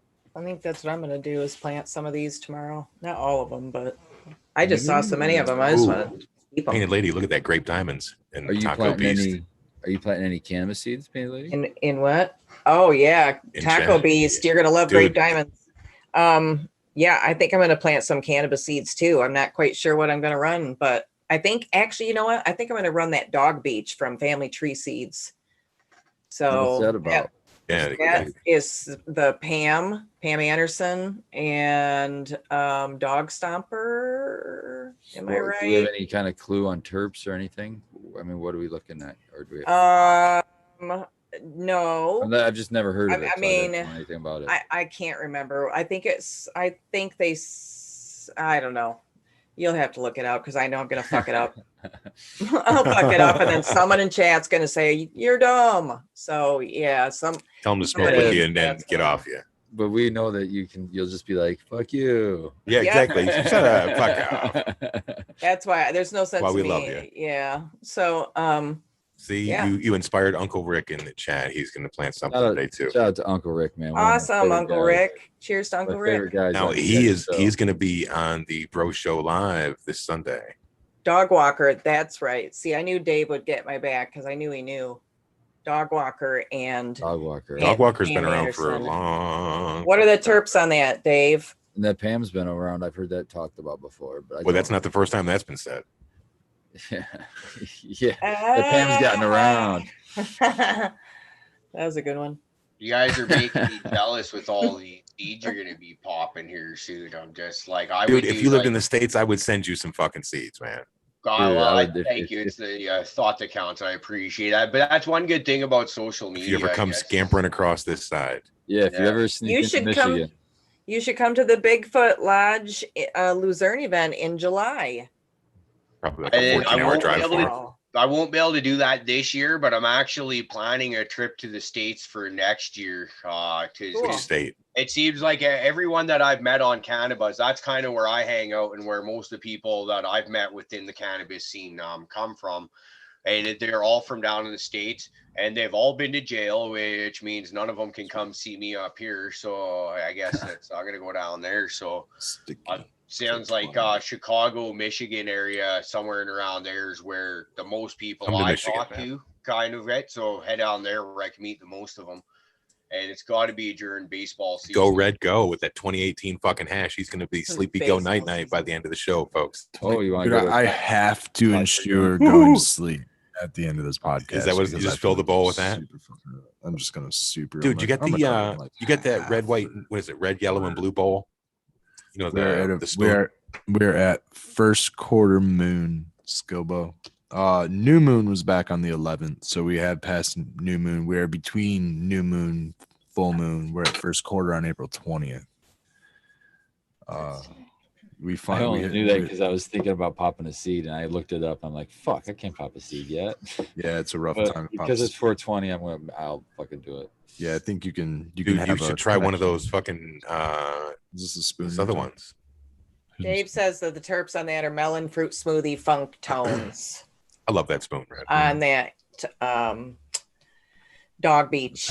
So yeah, I think I'm gonna run, see what that runs looks like, and I don't know, man. I got so many IRE to still run that I really want to run. That just there's so many, you guys. It's nice to have that kind of menu just to be able to say, what do I want to do? What do I want to do something next? Something different, something I don't already have the flavor for. Because you got like grapes locked up. You don't need more grapes. You get the lemon Jeff. You don't need any more lemons.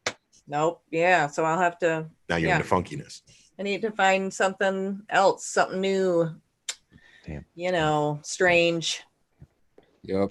You gotta get that strange. Do you guys ever buy seeds and when you're finished up ordering, you're like, okay, that's done. That's it. I'm not ordering anymore. And then like maybe the next day you're already back online looking to see what's out there. No, I'm pretty strong. You are a seed junkie, man. You got it bad, bro. I told myself that 2 years ago and I haven't bought any seeds. Yeah, but think of how many seeds you've had and given away to other people and help them. Because you know what I mean? Keep giving me seeds, man. Exactly. I can't just hold seeds forever. I gotta get them. If I have seeds, I want to see them grow. Right.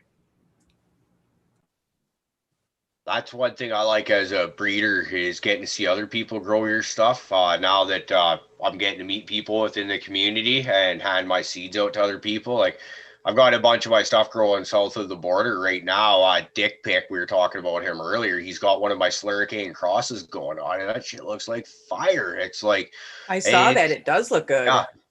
What was your Slurricane like? What was the flavor on that? Was it grapey? To be honest, my Slurricane cut had fuck all for flavor or anything. It was beautiful looking and like a lot of anthocyanin pigmentation with the purples. He said it, Red. He said it. But the magic word. But there was like a little bit of a floral smell, but there was like hardly any terpene flavor or anything. If you would smoke a joint, I squished some rosin with that last summer, and that's still some of the best rosin I've ever pressed. So I'm just like, and the terpene profile on that, I'm not going to try and recollect that. I've smoked too many joints since then.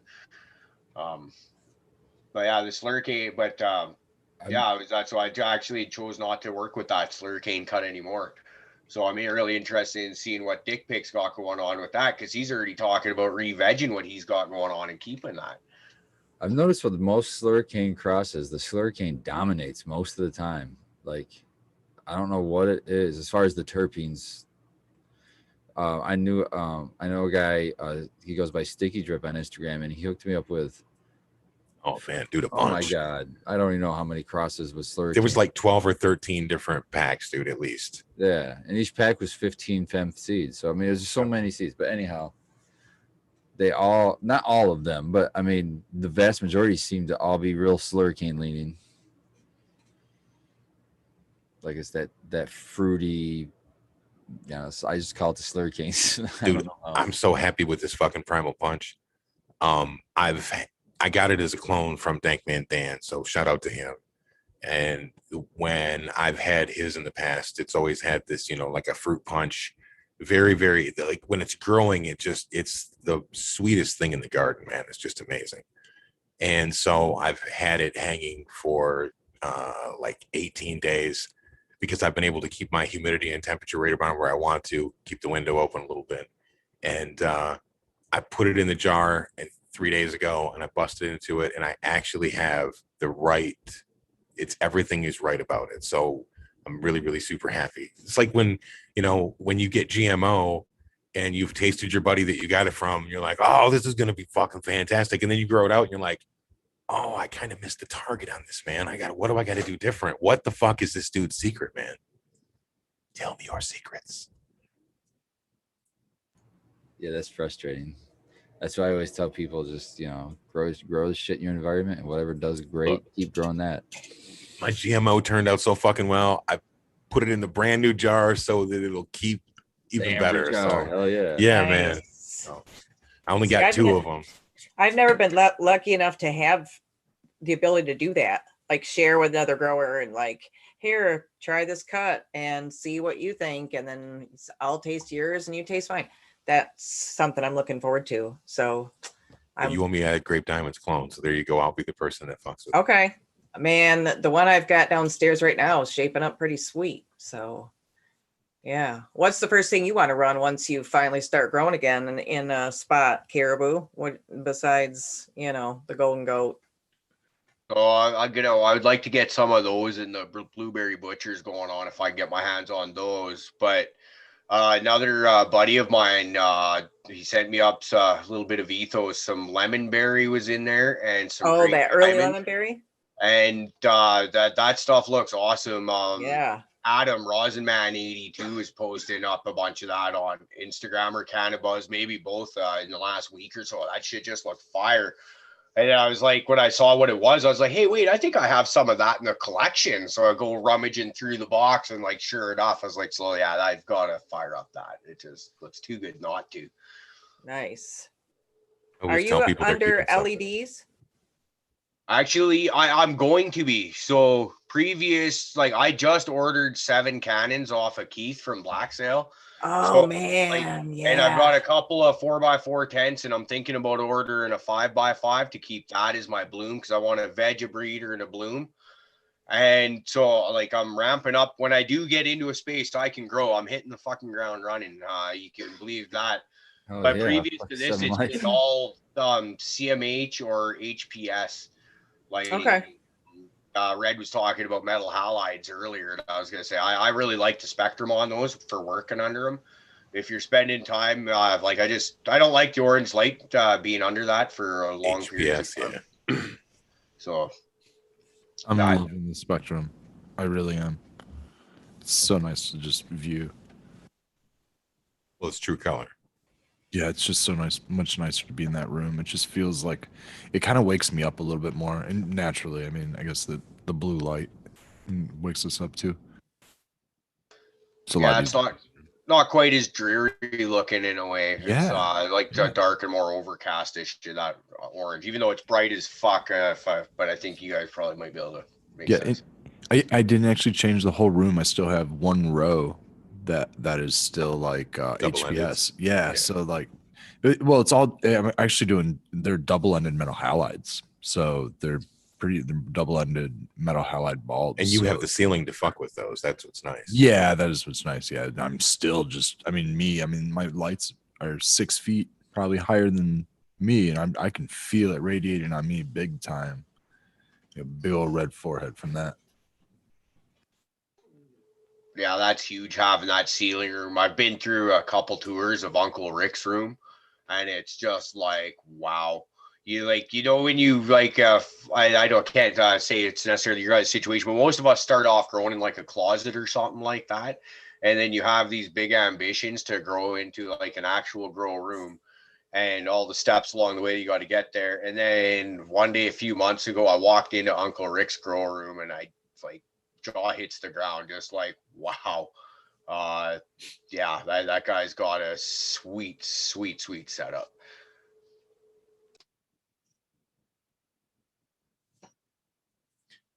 Shout Cheers, out everybody. to Uncle Rick. He's, Yeah, he's I the always shit. knew. Yeah, I always knew Uncle Rick was the pimp. I knew He that. is. Yeah. Yeah. That dude is hilarious. And I think of how everybody on our crew is kind of getting their own little persona within the show. And how at the very first, when it was me for the first 9-10 podcasts, and then there was Rick, and then me, Rick, and another guy. And for the first couple, Rick didn't really say much. He was just kind of sit back in the corner. And I even remember one person even commented on it in the chat.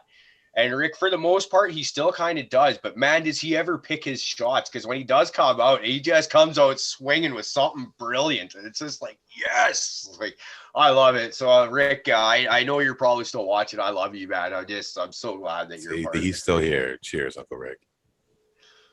Yeah. What was this brilliant one when you guys started the other day? It started like 15 minutes early. And Uncle Rick said something about, "Oh my God, was my fart muted?" Well, it's funny because I often wonder if we would catch him, because what was happening is I was traveling for our Sunday and Friday shows there, so I wasn't able to meet them or to be there. So I just stop on the side of the road long enough to kind of get everything going. I've been typically and then hit start 10-15 minutes early. Normally we start talking to each other on the Zoom half hour early, get all the pre-show jibber jabber out of the way.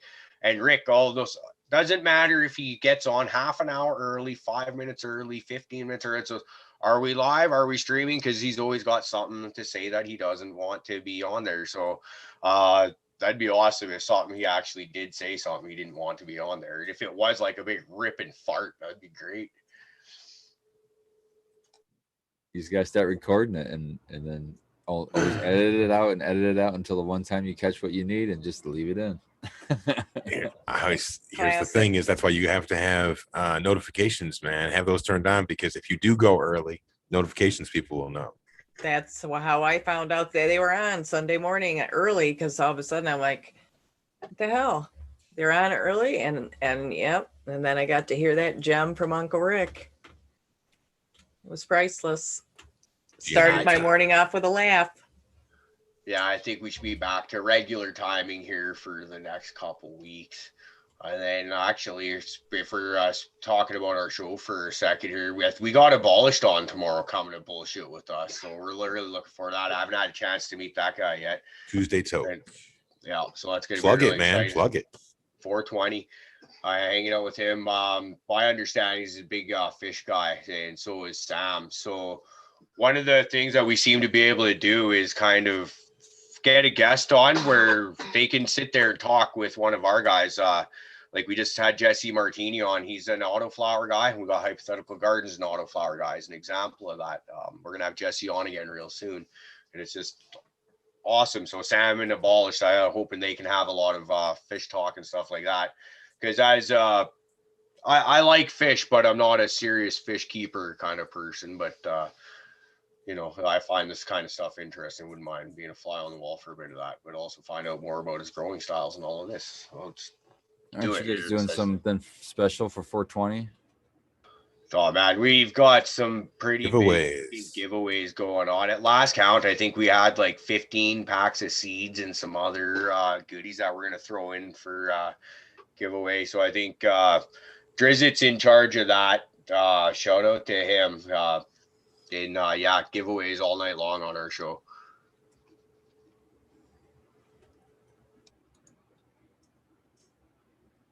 Why didn't we do any giveaways? Did we do any giveaways? We've done a few. We're getting ready to do the next month. So May, I'm super, my eyes aren't even opening.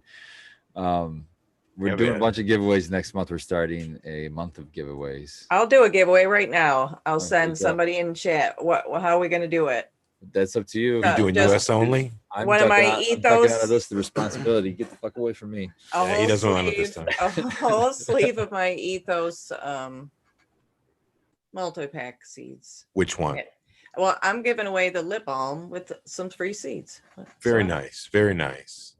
So how Yeah, you want to give it I away? don't know. It can be, I can go get the list and we can pick it out. Oh, sweet. Or I can just go like and pick one. I say and the lucky make it dip, man. easy. Lucky dip. Lucky dip. It's Yeah, up we'll to lucky you. dip it. It's up to So, you. This is your beast. all right. Well, So how you I'll gonna go pick a lucky winner? dip it, and then we'll How do you gonna it pick real quick. How you gonna do the oh yeah, do Shredder's the, trying to shoot for the moon over there. do the lucky dip. Let's everybody's waiting. Oh, she turned the camera off for the lucky dip. We're already I gonna know get everybody people was waiting complaining. for that, right? Getting the wrong ideas in their head. It's been really nice having you on here, man. You Fit fit right into in it. with us, man. Yeah. Yeah, this is cool as hell, man. It's That's little bit nervous before I came on. Just it's that social anxiety that you're talking of. We mentioned earlier. We're just still new to meeting you guys, right? I've talked to all of you guys except for Red before, but it's still we don't know each other that well. But it's like same thing like when you came on with us, Spartan. As soon as the conversation started, it's just like yeah, like it just feels right. And same with Bilbo, and the same with Painted Lady. Even when she comes on, like she's swears worse than most of us. So that's pretty impressive to be able Sorry. to say that. Yeah. Oh, my I bad. don't apologize. God love a foul-mouthed woman, you gotta say. Ooh, Take candy. that dip. Yes, I'm Take sure my that dip. parents are proud. Okay, all these. Yep. So What's the drum roll it, man? What do we can got you here? hear them jiggling? You gotta be All careful. right. Those are like thin ass glass too, man. Can I hear him jiggling? I haven't had anybody ask me that one before. In the chat, Noof has been telling me I'm spilling them all over. in well. the chat, Noof says that Keeps if getting somebody better. wins All right, the from one Canada, that fell that he has it out on the covered. floor is the one that's it. Now So they're the one that falling on fell the out on the floor. floor is. Oh man, this fucking Gotta blow the cat it's hair off at first. GG4. GG4. Oh, nice. Ooh. GG4. Ooh, Okay. that's a good All right. one. Classic. So, Michigan favorite.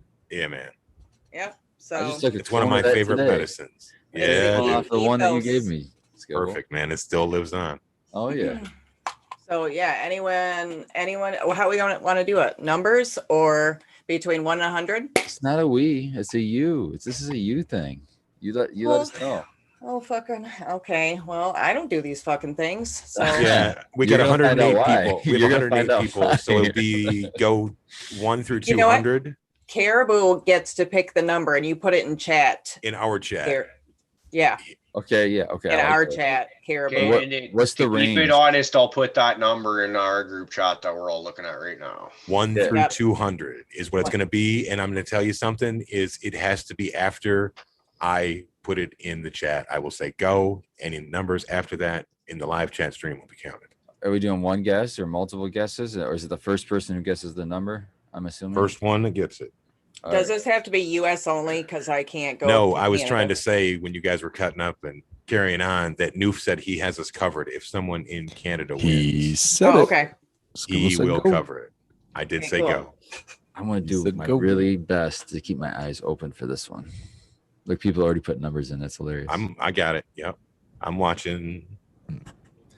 Oh, did you already say go? I already missed the go. Mm-hmm. Oh shit. Everybody else's internet is way faster than mine, so Using my phone. I'm Gillo's muting always myself. gonna I because guess I keep should repeating switch number. from top chat to live chat. If you want to win, baby.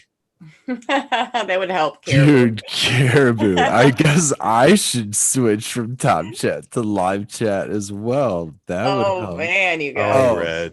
Oh, Just Rookie. helping man. a brother I'm out, right? always 10 steps behind myself. Keep going, guys. I just want to say cheers to everybody. Thanks for still tuning in with us. Happy 420. I'm still watching. I still haven't seen You're it close. I saw Wow. something close. I I haven't can't read seen that it. fast. yet. Still nothing. Way too high Keep for going. this. All right, where's the mathematics wizard that can go back and see all the numbers that have been thrown out? I And know, notice- right? There's Someone will not do it. seen I've seen It's three not that there. were. I've seen three, I think it was, that were really close, but They're gonna go back and try to figure it out and not know. So my eyes are burning because I'm trying not to. I'm blink. seeing duplicate numbers that This is are not the amazing. winners. So This is there's amazing. that. Oh, that Well, was it's close. occurred to me that this could Somebody was potentially 750. Why is nobody trying to? Oh shit! Somebody was The show. really close. Nobody's guessing 420. Nobody's guessing 420. No, Oh man. Oh my god! There's been people that have been one away on either side. Yeah. And so many people follow directions Oh. 1 through 200. 1 through I know. 200. Very good. Oh. Oh my god! I have to. Oh, we are keep going. going, guys. Yeah. Oh, Someone's just gonna start. Don't. It's don't like you guys aren't even trying. Like, come on, put some effort into it. I know. You'd think that It's- somebody would have. Caribou, wanna you see- came I up I with want to the see at number. least 3. 1 through 200. I want to see at least Nobody. Still 3 looking, other nobody's there. chat members between the same person. So don't be just A lot of running. 69's already been picked a lot of times. People. You don't have There's a 420. Thank you, Dungeon. It's 1 through 200, Red. About time we see a 420. he didn't say it was a winner. He just wanted to see the Oh number. my god. Remember, man. it's Oh shit! That's 1 going through fast 200. now. 543 is much higher than 200. Not yet. 8126. Jesus. What's gonna happen? Am I gonna smoke this joint, or are they gonna get it right first? I thought I saw it for a second, but no, it wasn't. Yeah. Nope. All right, well, our chat's just gonna keep on rolling on here. It's gonna get real popular stream in a This is minute. like- They're like, this why is are they gonna making be- so many comments? Yeah, like The this fuck, is man. the engagement on the stream is ridiculous. Oh my Yeah. god, there was another one that was Very right nice. fucking right by it, one away. Well, anyway, yeah, that whoever gets the number is going to get this GG4 strand here in a second. They refuse to pick it. I've seen one away like I 5 know. times now. 1 away. Think lower. There's a hint. They always say lower. Yeah, less than 100. How's that? Somebody Sound? guessed fuck. That's a good guess. She's asking? What's the number out loud? Don't say it, Red. I can't say it out loud.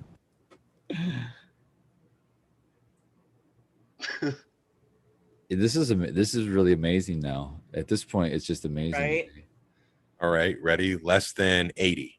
Get it? Oh shit! This is gonna be really fast now. Thanks, Gil. Wow. It shouldn't take too long now. Skibble with clues, man. Skibble with clues.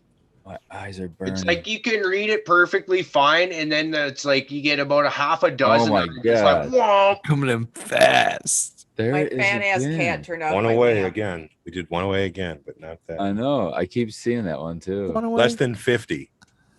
Oh, damn, Skibble. Jesus. Damn, Skibble. You're Damn, giving, guys. All right, I just give up. giving it to him. My eyes burn too much. I can't even. I'm Just still give it doing to it. him. I'm still doing it. Thank you, Yeah. everyone, for playing Fuck you along. guys. I throw in the towel. Oh man. My eyes. Let the cannot old keep guy up. do it. Skibble, different clue this time. Not less than. You gotta. I gotta be able to The drive digits add up to 10. The They digits add up to refuse. 10. Oh shit! Oh, That's a shit, good Red. one. That's a good one, Red. Less And than Who's quick with the 50. math? There's The 2 digits digits. add to 10. There's 2 Whoa. digits. And they That was add a up. good Yes. clue, Red. Red with some Rain Man type shit. Oh my god! They're not doing the good Oh. math, though. They're doing the real. I see it. I see it right there. Hold on. There Hold you on. go. Cannabis. There you go. Cannabis. Cannabis with Cannabis a K. with K. Yep. Cannabis Holy with a cow. K. Slow down, chat. 30 Cannabis with a 37. K. 37. Holy shit, you guys. That took a That was lot. I getting never hard. thought that was gonna happen. Sorry. Whoa. I didn't think it Whoa. would take You that. think I thought 36 I said one and a Chat half. was so giving me 30. flashbacks. I was getting all I kinds know, of crazy man. flashbacks. This was Woo. it got intense for a little We're going to while. close our eyes for just a second and try to regain. Getting dizzy, guys. Getting dizzy. Cannabis with a K. Cannabis with DM a me K. on Instagram at Painted Lady Gardens, and we will hook you up with these GG4, GG4 man. seeds that from the Ethos Multipass. And thanks You for know, watching. Everything I've had from them's got some flavor, man. Yeah, I mean, I have never grown anything Ethos that wasn't fire. I've never heard anything bad about the genetics. Thank you, everyone, for all the 37s. Now I see the number. Exactly. I mean, people have their opinion of him, but people Whatever. are entitled to their opinions too at the same Sure. time. And I like I don't pay attention to rumors, or I try not to, because it's just they're everywhere and they don't apply to every situation. And so yeah, I'll just, but as far as the genetics go, I don't think I've ever heard anything bad, and that's why as soon as I fire up, I'll be firing up at least 2 of his strains. So yeah, shout out. What's Yeah. your timetable for that? Not soon enough. Man, I hear you. It all really depends on how the separation and how, because like we own a house together, and quite frankly, that should be sold and everything should be divided up. And however long all that takes, I have no idea. So Right. By year's end, I hope. Please by Yep. year's end. Man, lots of us have been through it on this panel already. Yeah, I'm still going through it, man. It's Oh, been yeah. over a year. But Tuesday. What is today? Today's Tuesday. A week from today, I have a court case, and then I have It'll be another official. court case. I don't know, because then there's another court case already scheduled like 2 weeks after that. So Oh, come on. I don't know, man. I just hope I get some answers soon. That's all. Yeah, man. I'm ready for it to be over. Yeah, I'm ready for it to be over. My shit just began like since this year started. So it's just like, It doesn't make you want it to end any less, you know. You want it to still be done now. yeah. Good luck, man. Good luck, man. I hope it goes better than mine. Yeah, well, I'm not Is she sure. trying to about take half your fucking beard, bro? Is that what we're hanging up on? And you're trying to decide which half to give her, the left, or the right, or the bottom? Nah, man. Don't let her take the top half. COVID really she's been Okay. fine. You know what I mean? I'm not complaining as far as that goes. It's just the COVID. It makes everything not move. Everything's backed up in the court system. The court system needs an enema. They just Like shut that down old the Joker courthouse. line from Batman. This I town just needs shut an down enema. They completely shut down the courthouse to the public again here in Jackson. So So Caribou, what are you doing for 420? I'm going to work, I hope. I took today off. Yeah, I had to take today off because I got some issues going on with my arm. Can't even hardly lift up my chainsaw to go to work with that. So I just thought I'd take a rest day. So as long as I can move it, I'll be going to work tomorrow. But the good thing is I do get off pretty early in the day, usually home typically around 2:30, 3 o'clock in the afternoon. So it'll be smoking weed like a motherfucker as soon as I walk through the door. And we might do some try and do something as a crew before the show. So maybe a pre-show Zoom or whatever like that.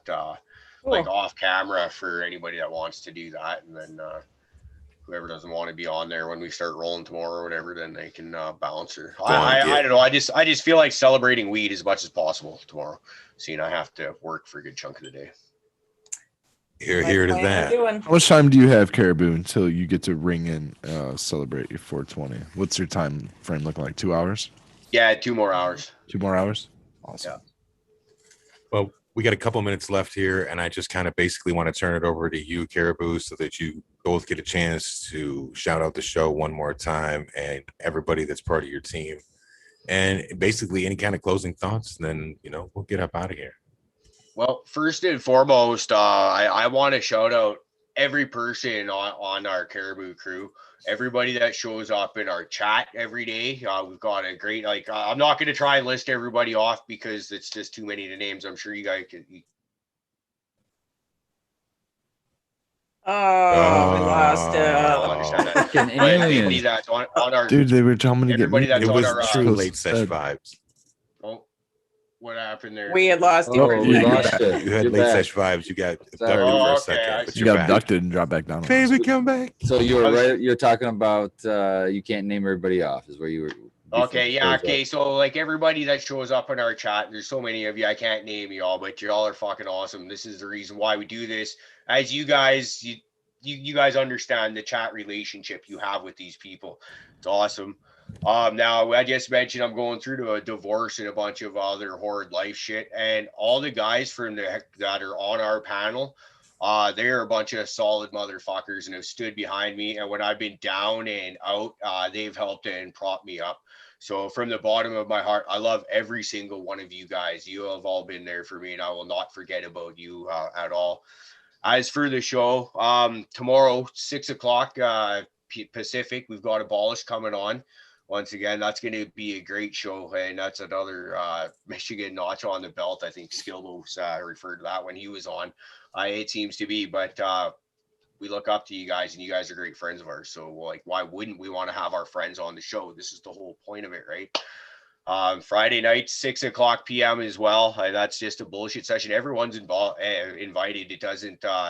There's no lineup for that ever. It's just we usually try and pop the Zoom link into the chat, and whoever wants to come on. So if any of you guys are ever bored with nothing else to do, come have a chat with us. It's Hell yeah. And that's 9 p.m. Eastern time for those of us here in the Midwest.